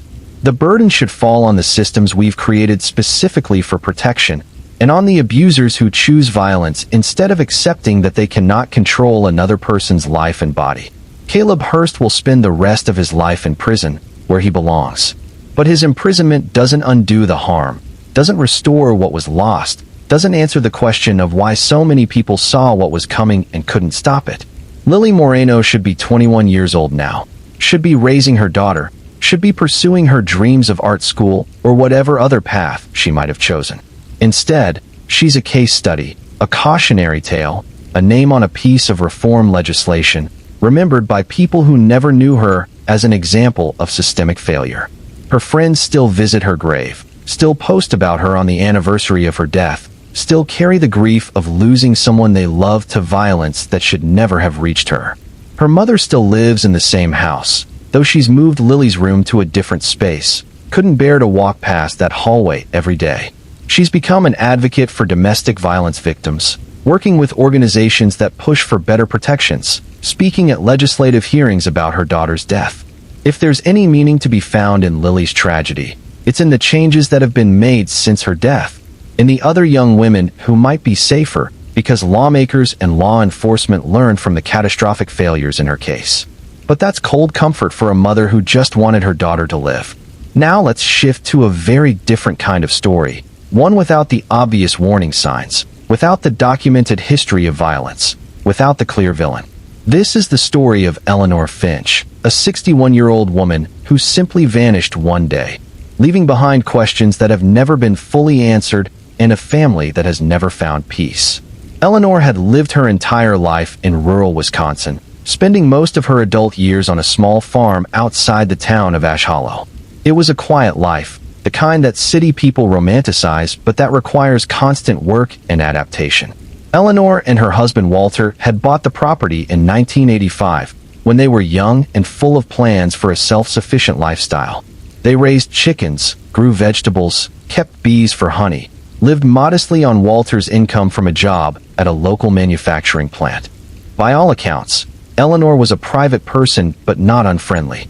She participated in community events, volunteered at the local library, was known as someone who would help neighbors when they needed it. She had survived breast cancer in her late 50s, a battle that had been difficult, but that she had approached with determination and grace. Friends from that time remember her as strong-willed and independent, someone who didn't complain even when treatment made her sick, who kept working in her garden even on days when she could barely stand. Her marriage to Walter was less clearly defined. Some people who knew them described them as devoted partners, while others noticed a certain coldness between them, a lack of warmth that suggested problems beneath the surface. But in rural communities where privacy is valued and people don't pry into others' business, marital difficulties aren't always visible or discussed. In June 2016, Eleanor disappeared. It was a Wednesday, an ordinary day with nothing remarkable about it until it became the day Eleanor Finch was last seen alive. Walter's account of that day was vague and changed slightly each time he told it. He said they had eaten breakfast together around 7 in the morning. Eleanor had mentioned she might drive into town later to run errands. Walter said he left for work around 8, came home for lunch around noon, and Eleanor's car was still in the driveway, but she wasn't in the house. He assumed she was working in the garden or walking the property as she often did. When Walter came home from work at 6 that evening, Eleanor still wasn't there. Her car was in the driveway. Her purse was on the kitchen counter. Her phone was on the bedside table. Nothing appeared to be missing. There were no signs of a struggle, no evidence that anyone had broken into the house. Eleanor had simply vanished, leaving behind all her possessions as if she had stepped out for a moment and planned to return. This is where Walter's behavior becomes difficult to understand. He didn't call the police that night. He didn't call Eleanor's family or friends. He just went about his evening routine, made himself dinner, watched television, went to bed. The next morning, when Eleanor still wasn't home, he went to work as usual. It wasn't until Friday evening, more than 48 hours after Eleanor was last seen, that Walter called the police to report her missing. His explanation for the delay was vague and unsatisfying. He said he thought she might have gone to visit her sister without telling him, that she sometimes did things spontaneously, that he didn't want to overreact. But Eleanor's sister lived 8 hours away, and Eleanor had never visited without her car, without her purse and phone, without telling Walter or her sister she was coming. The police response to Eleanor's disappearance was initially focused on the possibility that she had wandered off and become lost or injured. She was 61 years old, a cancer survivor who took multiple medications. It wasn't impossible that she had become confused or disoriented, had walked into the woods surrounding the property, and couldn't find her way back. Search teams combed the area around the Finch property, using dogs and volunteers to cover hundreds of acres of farmland and forest. They searched for days, finding nothing. No evidence that Eleanor had walked into the woods. No signs of her presence anywhere beyond the house and immediate yard. As the search continued, investigators began looking more closely at Walter. His delay in reporting Eleanor missing was suspicious, as was his lack of urgency during the search efforts. While volunteers were walking through woods and calling Eleanor's name, Walter was at home, occasionally joining the search, but mostly staying inside, claiming he needed to be available if Eleanor came back or called. Neighbors noticed his odd behavior. One woman who had known the Finches for years later told police that Walter had seemed almost annoyed by all the commotion, had complained about all the people tramping through his property, had suggested that Eleanor would show up eventually, and everyone was making too much fuss.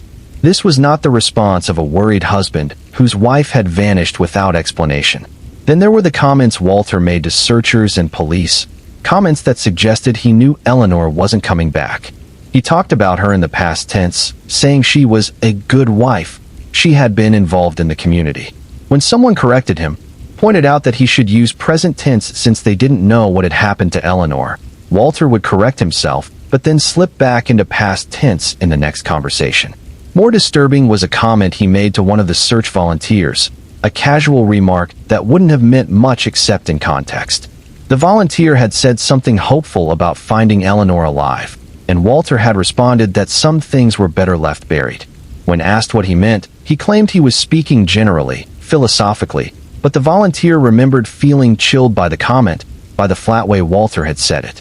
Investigators obtained warrants to search the Finch property more thoroughly, including the house, the outbuildings, the vehicles. They didn't find Eleanor's body, but they found other evidence that was deeply troubling. There were receipts for large purchases of heavy-duty plastic sheeting and cleaning supplies made the week before Eleanor disappeared. There were searches on the household computer about decomposition rates and whether bodies could be detected by search dogs after being buried in certain types of soil. Perhaps most significantly, they found evidence that Walter had been having an affair. Her name was Marla Kent, and she was 53 years old, a widow who lived about 40 minutes from Ash Hollow. Walter and Marla had met at a grief support group, of all places. Walter had been attending to support Eleanor during her cancer treatment. Marla had been there after her husband's death from a heart attack. They had started talking, then meeting for coffee, then embarking on a full affair that had been going on for over 2 years. Phone records showed that Walter and Marla had been in constant contact, including on the day Eleanor disappeared. They had exchanged dozens of texts, and there had been several phone calls, including one just an hour before Walter claimed to have left for work that morning. When police interviewed Marla, she initially denied the affair, but when confronted with the phone records and with evidence that Walter had been staying at her house on weekends when he told Eleanor he was visiting friends, she broke down and admitted the relationship. Marla claimed she didn't know anything about Eleanor's disappearance, that Walter had told her his marriage was essentially over, that he and Eleanor were staying together for financial reasons, but lived separate lives. She said Walter had mentioned that once his divorce was final, they could be together openly. She insisted she had nothing to do with whatever happened to Eleanor. But investigators didn't believe Marla's claimed ignorance. Phone records showed that she and Walter had discussed Eleanor frequently, including conversations about how much easier Walter's life would be if Eleanor wasn't in it. There were texts where Marla had joked about Eleanor having an accident, messages that Marla later claimed were just dark humor, not actual plans or wishes. More damning were the phone records from the day Eleanor disappeared. Marla had called Walter 3 times that morning, before he supposedly left for work. The last call lasted 14 minutes. Later that day, after Walter would have discovered Eleanor missing if his timeline was accurate, Walter and Marla had exchanged texts discussing their plans to meet that weekend. Casual conversation that seemed inappropriate for someone whose wife had just vanished. Based on this evidence, investigators developed a theory about what had happened to Eleanor. They believed that Walter, possibly with Marla's help or encouragement, had killed Eleanor sometime that Wednesday morning. The plastic sheeting and cleaning supplies were used to contain and clean up evidence. Walter's searches about decomposition and search dogs suggested he had carefully planned where to dispose of Eleanor's body. The most likely disposal site, based on Walter's movements that day tracked through his phone's GPS data, was an industrial waste facility about an hour from Ash Hollow. Walter had been in the area of this facility for approximately 90 minutes in the late morning on the day Eleanor disappeared. The facility processed construction debris and other waste, compacting it, and sending it to various landfills across the region. If Eleanor's body had been disposed of there, it would have been compacted and mixed with tons of other material, making recovery virtually impossible. Police obtained warrants to search the facility, but by the time they had focused on it as a disposal site, weeks had passed. The material that had been processed the day Eleanor disappeared was long gone, spread across multiple landfills. Even if Eleanor's remains were in that mass of debris, finding them would have required excavating and sifting through thousands of tons of compacted waste, a task that was practically impossible and prohibitively expensive. Without Eleanor's body, prosecutors faced challenges in bringing murder charges. They had circumstantial evidence and suspicious behavior, but proving murder without a body is difficult. They needed to establish beyond reasonable doubt that Eleanor was dead and that Walter had killed her, all without the physical evidence that a body provides. They built their case carefully, documenting the affair, the suspicious purchases, the computer searches, the inconsistencies in Walter's statements, his strange behavior during the search, his comments about Eleanor in past tense. They brought in experts who testified about how unusual it was for someone to simply vanish without taking any possessions, without accessing bank accounts or using credit cards. They showed that Eleanor had no history of mental illness or confusion that would explain wandering off and becoming lost. The prosecution's theory was that Walter had killed Eleanor to be with Marla, that he had planned it carefully to avoid detection, that he had disposed of her body in a way that made recovery nearly impossible. They argued that his delay in reporting her missing was deliberate, giving him time to ensure the disposal site was thoroughly processed before police started looking. They painted a picture of a cold, calculating killer who had murdered his wife of over 30 years for the chance at a new relationship. Walter was arrested and charged with first-degree murder in September 2016, 3 months after Eleanor's disappearance. Marla was arrested as an accessory after the fact, charged with helping Walter dispose of evidence and misleading investigators. Both pleaded not guilty. The trial was lengthy and difficult. Walter's defense attorney argued that Eleanor might have left voluntarily, that marital problems could explain why she would want to disappear, that the circumstantial evidence proved nothing. The defense suggested that Eleanor might have killed herself and Walter was covering it up to protect her memory and avoid suicide ruling that would affect insurance and family. It was a weak argument, but without a body, it created just enough doubt to worry prosecutors. Marla took a plea deal before trial, agreeing to testify against Walter in exchange for a reduced sentence. Her testimony was devastating. She described conversations where Walter had discussed killing Eleanor, conversations she claimed she thought were just venting, not actual plans. She admitted that Walter had come to her house the day Eleanor disappeared, that he had seemed agitated and had asked to use her shower, that she had noticed mud on his clothes and shoes that he threw away in her garbage. She testified about a conversation they had a week after Eleanor disappeared, where Walter had told her not to worry, that Eleanor was gone and would never be found, that they just needed to be patient and wait for the investigation to end. She claimed this was when she realized Walter had actually killed Eleanor, and she said she had been terrified to go to police because Walter had threatened that if she talked, he would implicate her as an accomplice. The jury deliberated for 5 days. The lack of a body was clearly a problem for them, but the totality of circumstantial evidence was compelling. They found Walter guilty of second-degree murder, suggesting they believed he had killed Eleanor but weren't convinced the murder was premeditated. He was sentenced to life in prison with the possibility of parole after 30 years. Marla was sentenced to 15 years for accessory after the fact and obstruction of justice. She served 8 years before dying in prison of a heart attack in 2024. In her final months, she wrote letters to Eleanor's family apologizing for her role in the tragedy, claiming she had been manipulated by Walter, that she had been afraid of him. The family never responded to these letters. Walter has never admitted guilt. He maintains that Eleanor left voluntarily, that she is alive somewhere starting a new life, that he was wrongly convicted based on suspicion rather than evidence. He has filed multiple appeals, all of which have been denied. He will be eligible for parole in 2046, when he will be 91 years old. But the most painful aspect of Eleanor Finch's case is that her body has never been found. Her family has no grave to visit, no place to lay flowers, no closure. They exist in a strange limbo where they know intellectually that Eleanor is dead, that Walter killed her, but without remains to bury, some part of them can't fully accept it. Eleanor's sister has said that not having a body makes the grief different, more complicated. She can't plan a funeral, can't have a memorial service the way she would want to, can't go through the rituals that help people process loss. She spent years wondering if Eleanor's remains are in some landfill, mixed with trash and debris, if pieces of her sister are scattered across the region in ways that can never be identified or recovered. There's something particularly cruel about this kind of murder, the kind where the body is hidden or destroyed. It's not enough for the killer to end a life.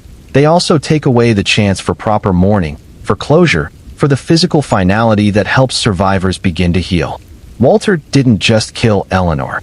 He erased her, made her disappear so completely that her family can't even visit her grave. The case also raises questions about how we prosecute murders without bodies. Eleanor's case was unusual in that there was enough circumstantial evidence to convict, but many similar cases never result in charges because prosecutors fear they can't win without physical evidence. This means that killers who successfully dispose of bodies often go free, and families live forever with the knowledge that someone murdered their loved one but will never face justice. Eleanor's sister has become an advocate for changes to how police investigate missing persons cases, particularly when the missing person is an older woman. She points out that Eleanor's disappearance wasn't initially treated with the urgency it deserved. That precious time was lost because investigators first assumed Eleanor had simply wandered off. She argues that Walter's suspicious behavior should have been flagged immediately, that the 48-hour delay in reporting should have automatically made him a suspect.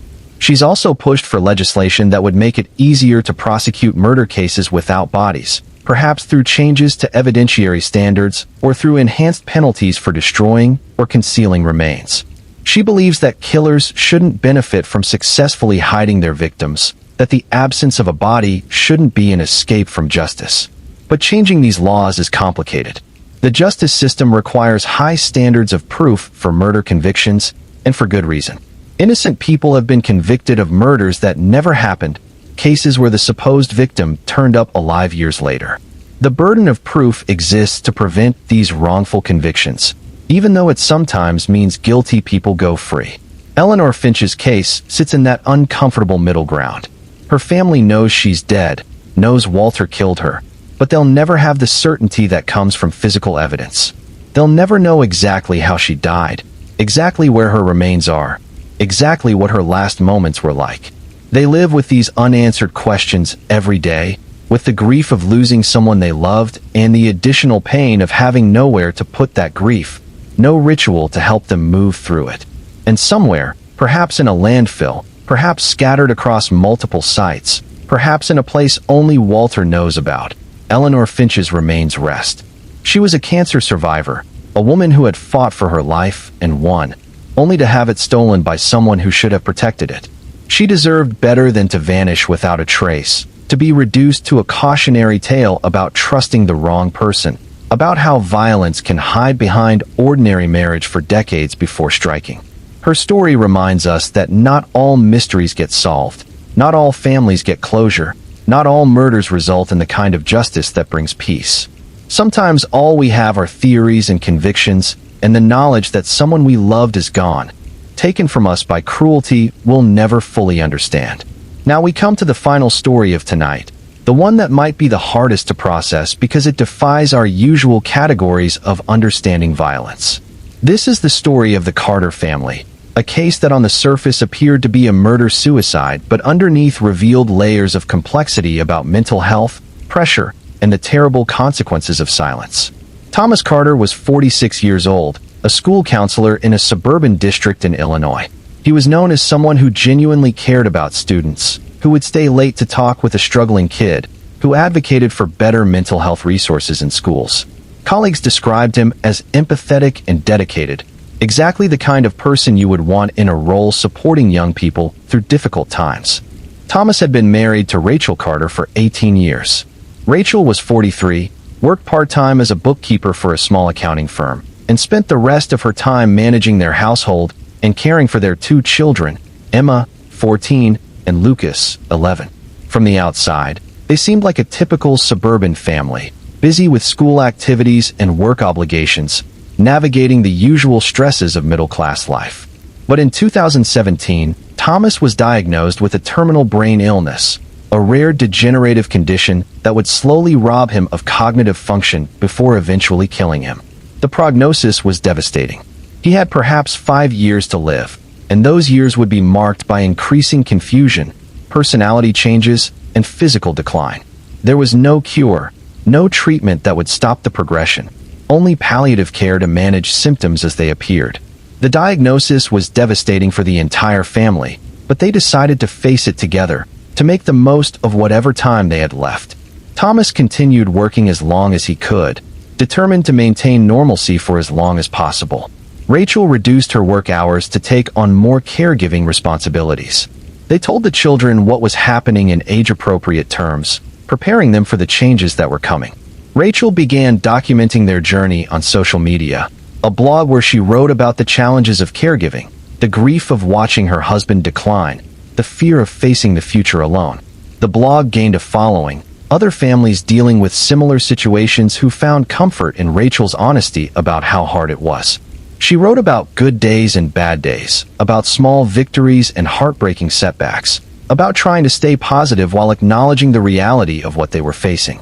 The blog painted a picture of a devoted wife struggling but managing, finding meaning in caring for her husband, grateful for the time they still had together. People commented with encouragement and prayers, inspired by Rachel's strength. She seemed to be handling an impossible situation with grace and dignity. But the reality behind the blog was far darker than what Rachel shared publicly. As Thomas's condition progressed, his personality changed in ways that made him difficult to be around.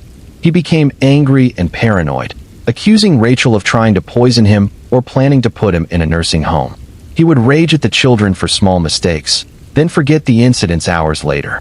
The medication he took for symptom management made him drowsy and confused, but without it, his behavior was even more erratic.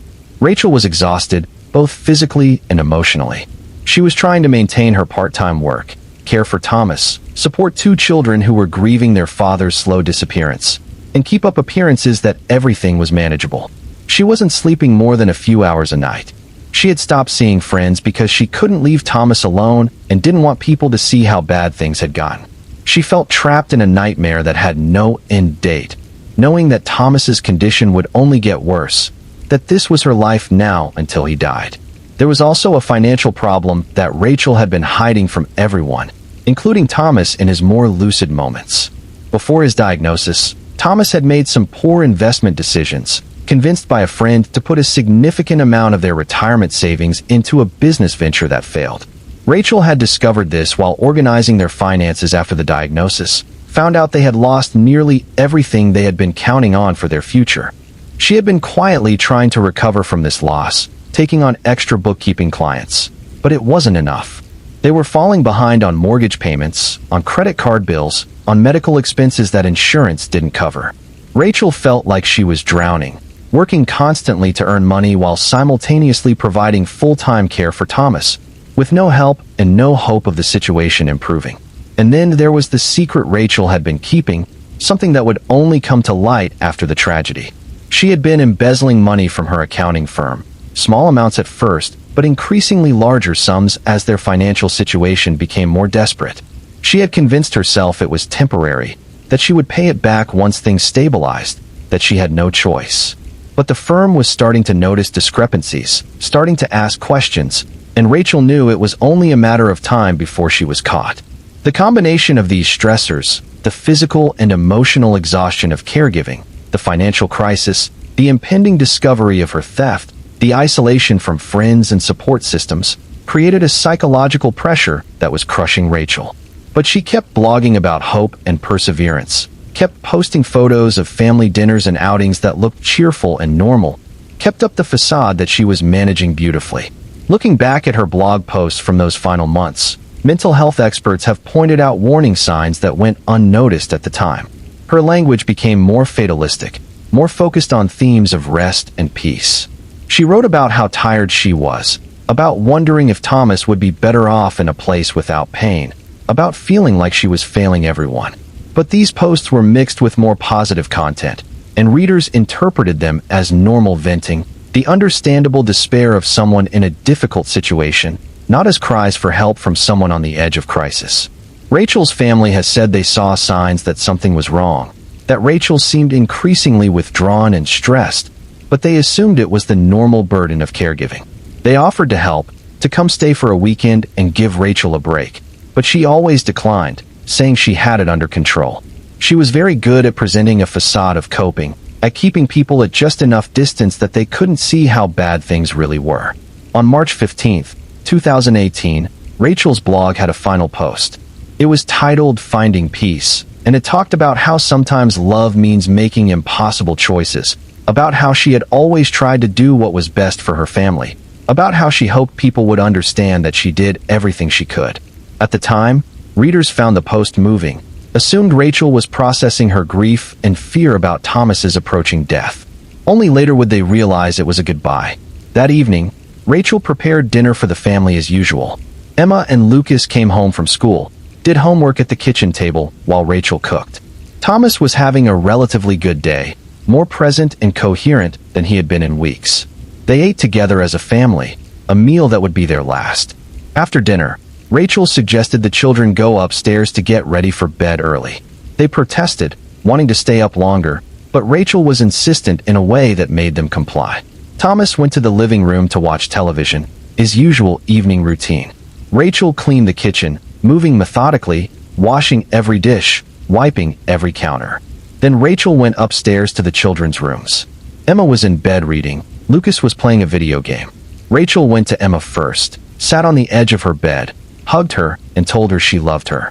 Emma would later say that her mother's hug felt different, tighter, more desperate, but at the time she just assumed her mother was having an emotional moment. Rachel then went to Lucas's room and did the same thing, holding him and telling him how much she loved him, how proud she was of him. What happened next is difficult to describe with any clinical distance because it is so horrifying, so incomprehensible to anyone trying to understand how a mother could do what Rachel did. She went to Emma's room with a pillow, and she smothered her 14-year-old daughter while Emma struggled and tried to fight her off. Rachel was stronger, and Emma couldn't stop her. When Emma stopped moving, Rachel went to Lucas's room and did the same thing to her 11-year-old son. Then Rachel went downstairs where Thomas was still watching television, largely unaware of what was happening in the rest of the house due to his cognitive impairment. Rachel stood behind the couch and shot Thomas in the head with a gun she had purchased weeks earlier without telling anyone. Thomas died instantly. Finally, Rachel went back upstairs to the master bedroom, lay down on the bed, and shot herself. The gun was found in her hand, a single gunshot wound to the head that killed her immediately. The house fell silent, a family erased in the span of less than an hour. It was Emma's friend who discovered the tragedy. Emma had been texting with this friend earlier in the evening, but when the friend sent messages later that night and got no response, she became worried. It wasn't like Emma to just stop responding mid-conversation. The friend convinced her parents to drive by the Carter house to check, and when they saw all the lights on but nobody responding to the doorbell, they called the police. Officers arrived and found the scene, the family dead in their home, Rachel's final act of violence complete. The immediate assumption was that this was a murder-suicide, that Rachel had snapped under the pressure of caring for Thomas and had killed her family before taking her own life. But as investigators began looking into the family's background, the fuller picture emerged of the financial crisis, the embezzlement, the hidden pressures that had been building behind Rachel's facade of coping. The tragedy sent shockwaves through the community. How could a mother, someone who had seemed so devoted to her family, have killed her own children and husband? How could someone who wrote so openly about her struggles have been so close to crisis without anyone recognizing it? The blog took on a new and terrible meaning. Each post now read through the lens of knowing where it was all heading. But there was one mercy in this horror. Lucas, the 11-year-old, survived. The pillow smothering had caused him to lose consciousness, but not to die. When paramedics arrived and began checking the bodies, they discovered he was still breathing, still had a pulse. He was rushed to the hospital where he spent days in critical condition, doctors uncertain if he would survive or what kind of damage the oxygen deprivation had caused. Lucas did survive, though he sustained brain damage from the lack of oxygen that affects his cognitive function and will require support for the rest of his life. He has no memory of the attack. His last memory is of his mother hugging him goodnight, telling him she loved him. In some ways, this is a blessing.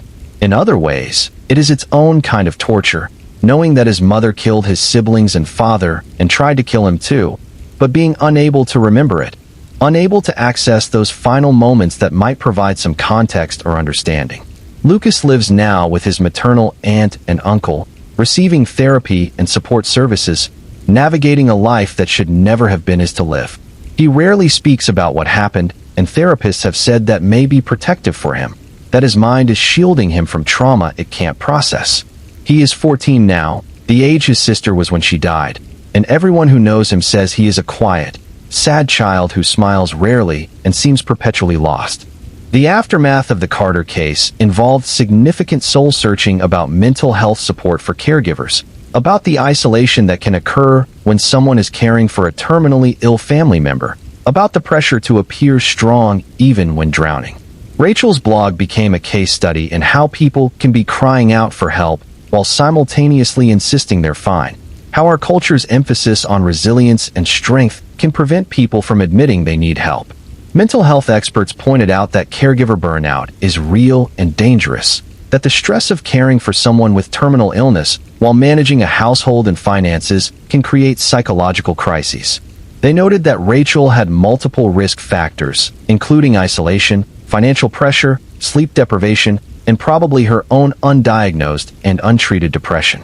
They said that at some point, Rachel's ability to think rationally about her situation collapsed, and she began believing that killing her family was somehow a merciful act, that she was sparing them from suffering. This is a distortion common in some murder-suicides, particularly those involving parents who kill their children. The parent becomes so overwhelmed and hopeless that they begin to believe that death is preferable to continuing to struggle, and that belief extends to their children. They convince themselves they're protecting their children from future pain rather than inflicting the ultimate harm. But understanding the psychology doesn't make it less tragic or less horrifying. Emma and Lucas were innocent children who deserved to grow up, to have futures, to live lives independent of their mother's mental health crisis.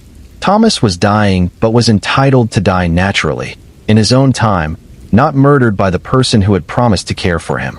Rachel's own death means she faced no justice, no accountability, just left behind a destroyed family and a traumatized survivor. The community struggled with how to remember the Carters. Some people wanted to focus on condemning Rachel, on ensuring she was remembered only as a killer who destroyed her family.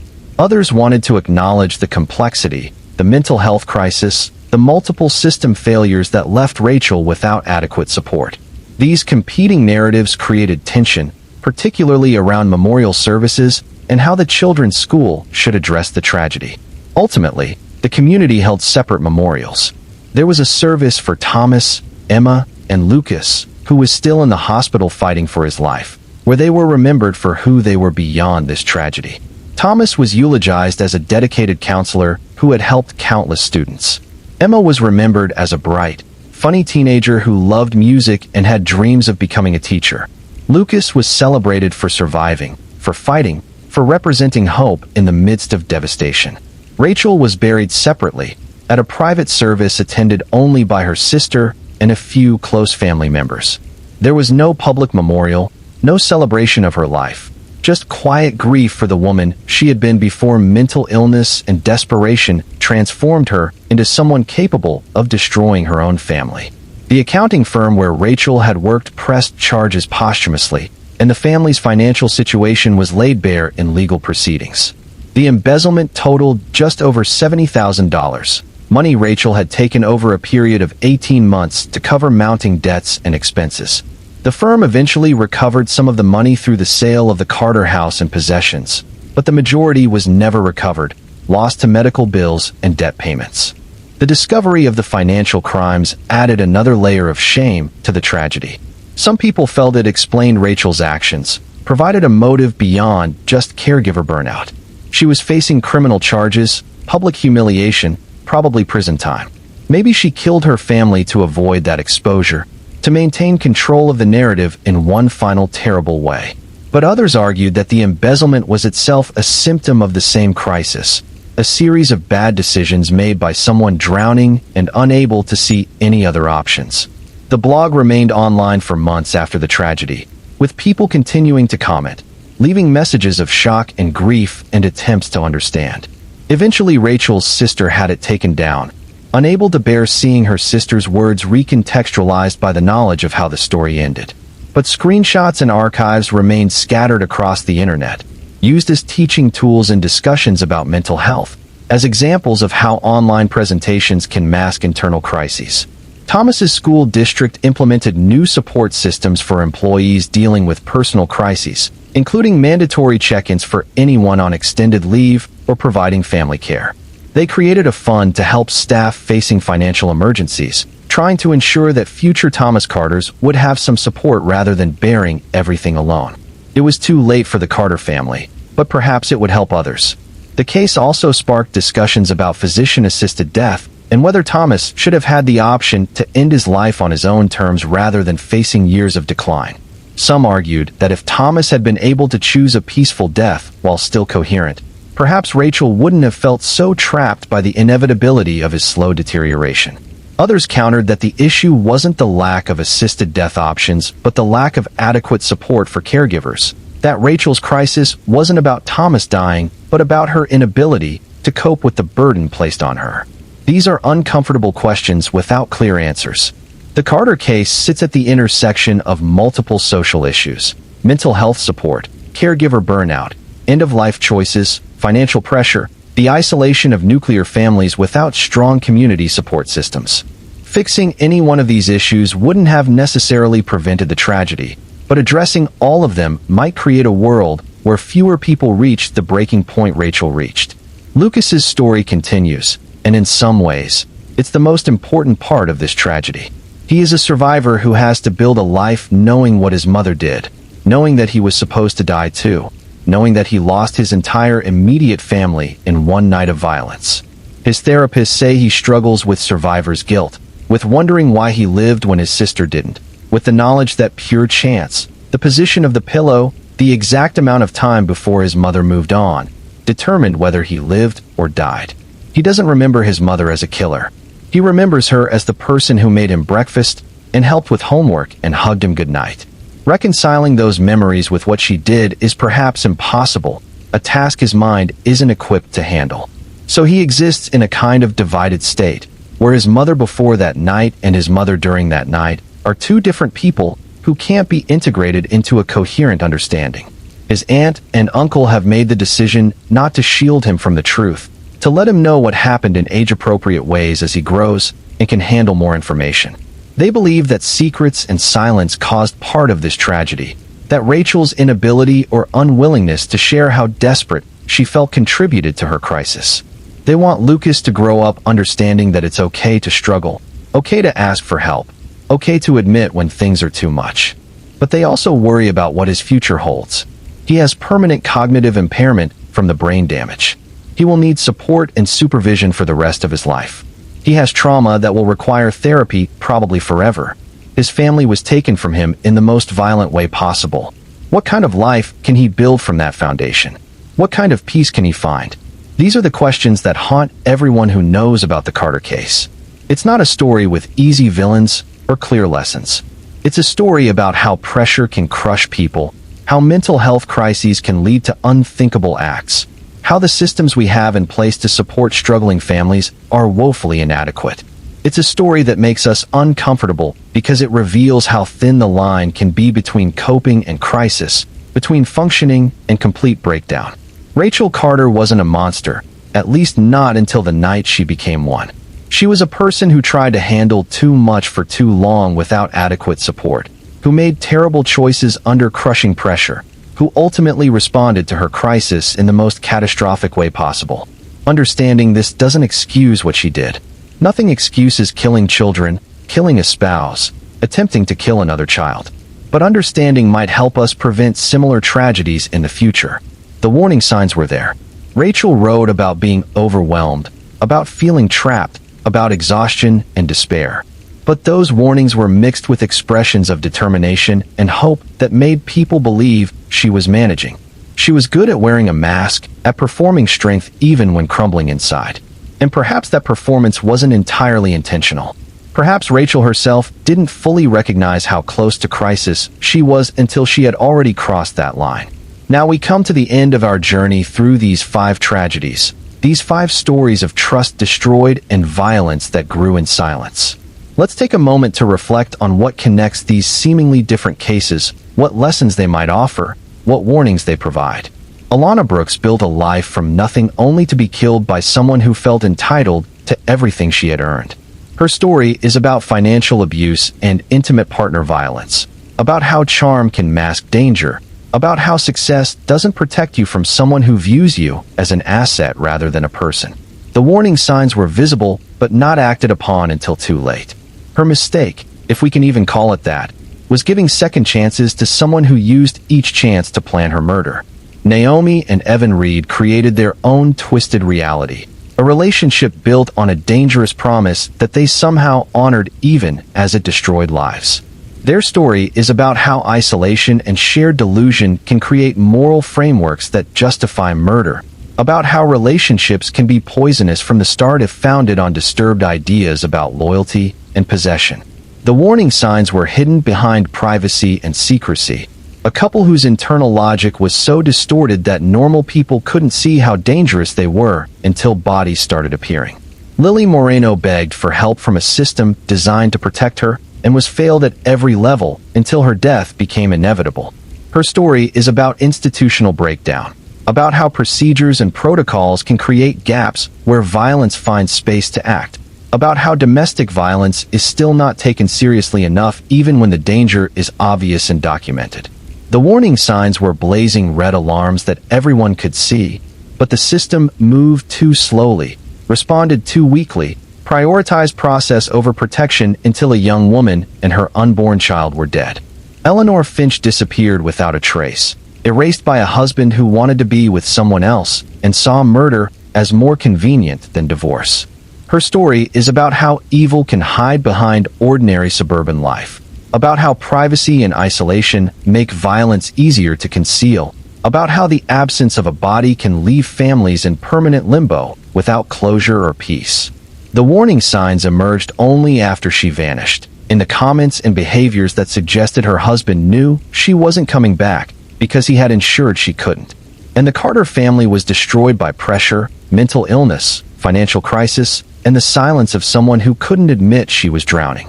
Rachel's story is about caregiver burnout and how society fails to support people bearing impossible burdens, about how desperation can distort thinking until murder seems like mercy, about how online presentations of coping can mask internal catastrophe. The warning signs were written in blog posts that readers interpreted as normal venting rather than cries for help, visible but not recognized until it was too late. What do these stories share? They all involve violence that grew in silence, threats that developed over time rather than appearing suddenly.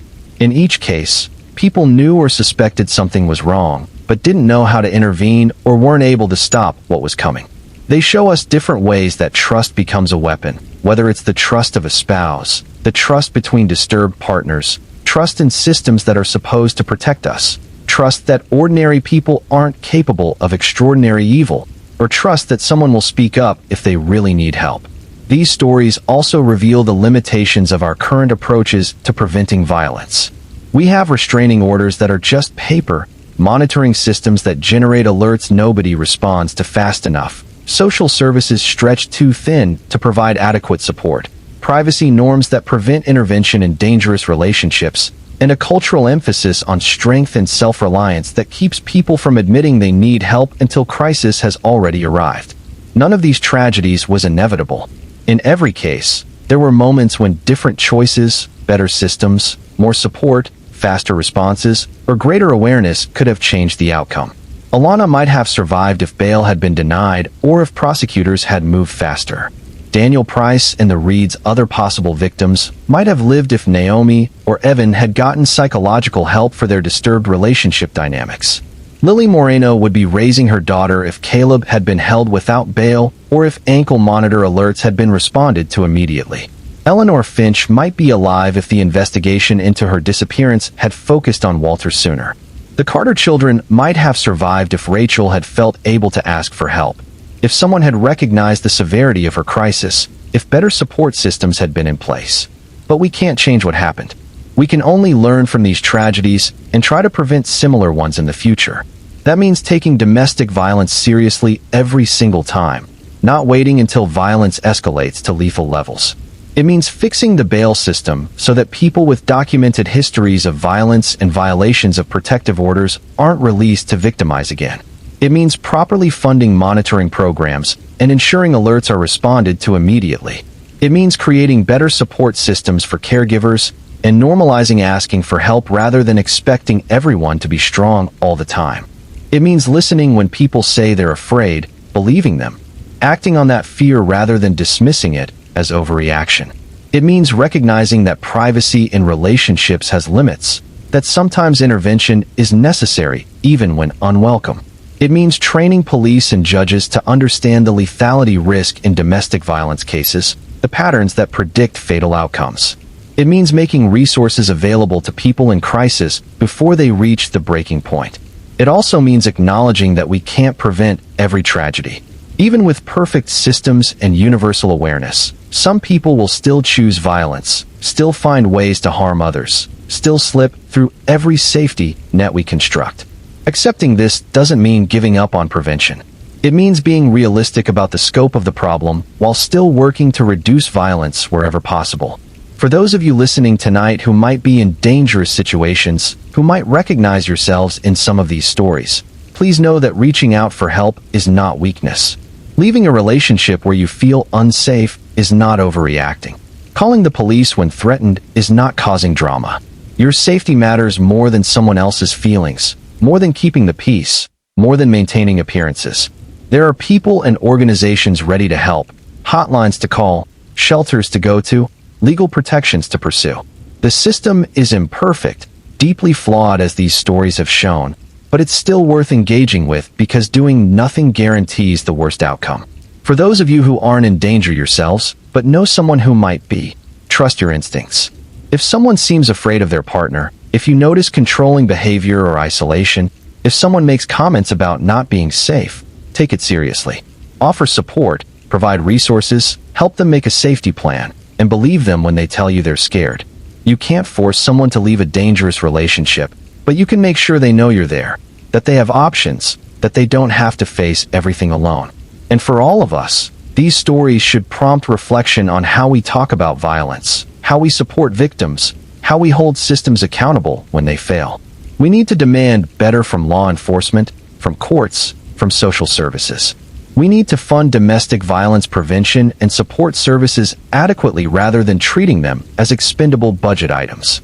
We need to challenge cultural narratives that romanticize possessive relationships, or that shame people for leaving marriages, or that stigmatize mental health treatment. The stories we've covered tonight are tragic and disturbing, but they're also instructive. They show us patterns, reveal failures, demonstrate consequences. They give us information we can use to recognize danger, to push for changes, to prevent future tragedies. Remembering these victims means more than just knowing their names. It means learning from their deaths, making their losses mean something by creating a world where fewer people suffer similar fates. Alana Brooks should be running her business today, mentoring other women trying to escape poverty, celebrating her daughter's achievements. Naomi and Evan Reed should have gotten psychological help as teenagers, should have been prevented from creating a life built on a disturbed foundation. Daniel Price should be alive, working his sales route, living the peaceful divorced life he was building. Lily Moreno should be 21, raising her daughter Elena, pursuing her art. Eleanor Finch should have lived out her retirement years, cancer-free and surrounded by family. Thomas Carter should have died naturally from his illness. Emma and Lucas should be young adults now building their own lives. And Rachel should have gotten the mental health support she desperately needed. These futures were stolen. These lives were cut short. These possibilities were erased. We can't restore what was lost, but we can honor these victims by working to prevent similar tragedies, by supporting people in crisis, by fixing broken systems, by speaking up when we see danger, by creating communities where violence is less likely to flourish in silence. Before we close tonight, I want to acknowledge how heavy these stories are, how difficult it can be to hear about violence in such detail. If you're feeling overwhelmed or triggered by what we've discussed, please reach out to someone you trust or contact a mental health professional. There's no shame in being affected by these stories. They're supposed to affect us. They're supposed to make us uncomfortable, angry, sad, motivated to change things. Those feelings are appropriate responses to tragedy. The National Domestic Violence Hotline is available 24 hours a day at 1-800-799-7233 for anyone experiencing abuse or concerned about someone who might be. The National Suicide Prevention Lifeline is 988, available anytime for anyone in crisis or worried about someone else. These resources are free, confidential, and staffed by people trained to help. Using them is not an overreaction. It's a reasonable response to recognizing that something is wrong and that you need support. For caregivers who are struggling, there are resources available through the Caregiver Action Network and the Family Caregiver Alliance. These organizations provide support groups, information, and assistance for people caring for family members with chronic illness or disability. Caregiver burnout is real and serious, and asking for help is not failing. It's recognizing your own humanity and limitations, which is actually a sign of strength and wisdom. These tragedies we've discussed tonight happen to real people, people with families and friends and communities that still grieve them. By sharing these stories, I've tried to treat them with the respect they deserve, while also being honest about the violence and the failures that led to their deaths. If I've succeeded in that balance, then maybe these stories can do some good, can spark conversations, can motivate changes, can help someone recognize danger in their own life or in someone else's. The title of tonight's exploration was When Trust Becomes a Weapon, and that's exactly what these stories demonstrate. Trust is supposed to be the foundation of our closest relationships, the thing that allows us to be vulnerable with partners and family, to seek help from institutions, to believe that systems will protect us when we need them. But when that trust is betrayed, whether by individuals or institutions, the damage is profound and sometimes fatal. Alana trusted Marcus to honor their marriage vows, to be a partner rather than a predator. That trust was weaponized against her, used to position Marcus close enough to plan her murder and recruit others to carry it out. Naomi and Evan trusted each other with a terrible secret, creating a bond that enabled violence against anyone who threatened their twisted relationship. Lily trusted the legal system to protect her from Caleb, trusted that protective orders and ankle monitors meant something, trusted that calling for help would result in safety rather than just more paperwork and delayed responses. Eleanor's family trusted that Walter would report if something happened to her, that her disappearance would be treated urgently, that they would get answers and closure. They trusted in the basic decency of someone they had known for decades, never imagining he was capable of murder and disposal of her body. Rachel's family trusted that she would speak up if she was in crisis, that her blog posts were honest reflections of her mental state, that someone who wrote so openly about struggles wouldn't also be hiding the depth of her desperation. All of that trust was misplaced, and the consequences were fatal. This doesn't mean we should stop trusting people or institutions. Trust is necessary for functioning relationships and societies. But it does mean we should be more aware of how trust can be exploited, more vigilant about warning signs, more willing to verify rather than just believe, more ready to revoke trust when behavior demonstrates it's no longer deserved. It means trusting our instincts when something feels wrong, even if we can't articulate exactly what the problem is. It means recognizing that people we love are capable of terrible things if circumstances push them far enough, or if they have moral frameworks that justify violence. It means understanding that systems only work as well as the people operating them, that procedures are only as protective as their implementation. These stories also remind us that silence is dangerous. Alana kept her fears about Marcus largely private, confiding only in close friends rather than making her concerns widely known. Naomi and Evan kept their disturbed relationship dynamic secret, isolated themselves from perspectives that might have challenged their shared delusions. Lily spoke up repeatedly, but her voice wasn't heard loudly enough by the people with power to help her. Eleanor's family didn't know about Walter's affair or about problems in the marriage until it was too late. Rachel presented a facade of coping while hiding her financial crimes, her desperation, her darkening thoughts about ending her family's suffering. In each case, silence allowed violence to grow and eventually strike. Breaking that silence, speaking truth about danger and fear and desperate need for help, is difficult and often stigmatized. People who speak up about abuse are sometimes not believed, are accused of overreacting or being dramatic. People who admit they're not coping are seen as weak or failing. People who report violations of protective orders are treated as nuisances rather than victims at risk. We need to change these responses. We need to make it safer and easier for people to speak up when they're in danger or in crisis. We need to believe victims the first time they report violence rather than waiting for repeated incidents or deaths before taking threats seriously. We need to respond to calls for help with urgency rather than bureaucratic delay. We need to create communities where asking for support is normalized rather than stigmatized. The 5 stories we've explored tonight represent just a tiny fraction of the violence that occurs every day in homes across this country. They're not unusual or exceptional. Domestic violence kills multiple people every single day in America. Caregivers reach crisis points and harm themselves or others with tragic regularity. Missing persons cases involving intimate partners often end without resolution or justice. Murder-for-hire schemes, though dramatic, are not as rare as we might hope. Family annihilations, while shocking, happen often enough that there are established profiles and research on the phenomenon. These stories matter not because they're unique, but because they're representative.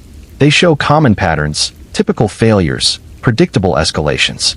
Understanding these patterns can help us recognize danger earlier, intervene more effectively, prevent some portion of future tragedies.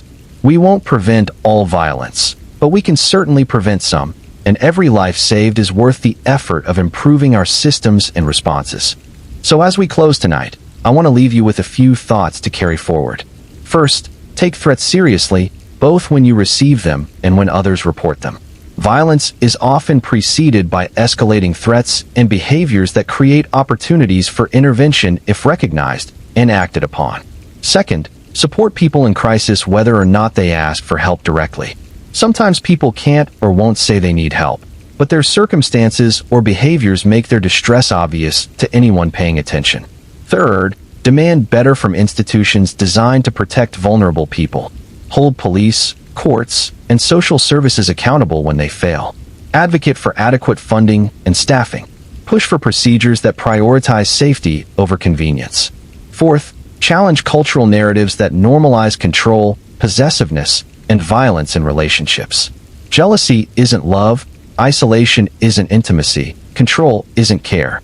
These distortions create environments where abuse can flourish. Fifth, be willing to intervene even when it's awkward or unwelcome. Sometimes helping someone means pushing past their resistance, reporting what you see, refusing to stay silent about danger just because it's uncomfortable to speak up. And finally, remember that prevention is possible but not always successful, and that's okay. We do our best with the information and resources we have. When prevention fails, when tragedy happens despite our best efforts, it's not always because we didn't do enough. Sometimes people are determined to cause harm and find ways to do so regardless of barriers. Accepting this reality is important for maintaining our own mental health while still working toward better outcomes. If you've made it this far through these difficult stories, thank you for listening, for bearing witness to these tragedies, for sitting with the discomfort they generate. These victims deserve better than they got, deserve to live full lives, deserve to be protected by the people and systems they trusted. We can't give them those things now, but we can remember them, learn from their deaths, and work to create a world where fewer people suffer similar fates. If you found value in this exploration, I encourage you to subscribe to the channel and to share this video with others who might benefit from understanding these patterns of violence and failure. Leave a comment sharing your thoughts or your own experiences if you feel comfortable doing so. Engage with these ideas, discuss them, challenge them, add to them. The more we talk openly about violence and prevention, the more we normalize these conversations, the better equipped we all are to recognize danger and respond effectively. These stories were about trust becoming a weapon, about silence enabling violence, about warnings ignored until too late. But they can also be about learning, change, prevention, and hope for better futures. That transformation from tragedy to catalyst for positive change is the most meaningful legacy these victims can have. It doesn't erase their losses or diminish the grief of those who love them, but it gives their deaths meaning beyond just being statistics in a horrifying pattern. Tonight has been heavy, covering ground that's difficult to traverse, but important conversations often are. Thank you for joining me on this journey through these 5 tragic stories. May we honor these victims by learning from their deaths, by doing better, by speaking up, by supporting those in danger, and by working toward a world where trust is safer, silence is rarer, and warnings are heeded before violence strikes. These tragedies were not inevitable, but once silence took hold, they became unstoppable. Let us commit to breaking that silence, to preventing the next tragedy, to protecting those who need it most. Until next time, take care of yourselves and each other. Stay safe, stay aware, and remember that reaching out for help is always an option worth taking. Good night.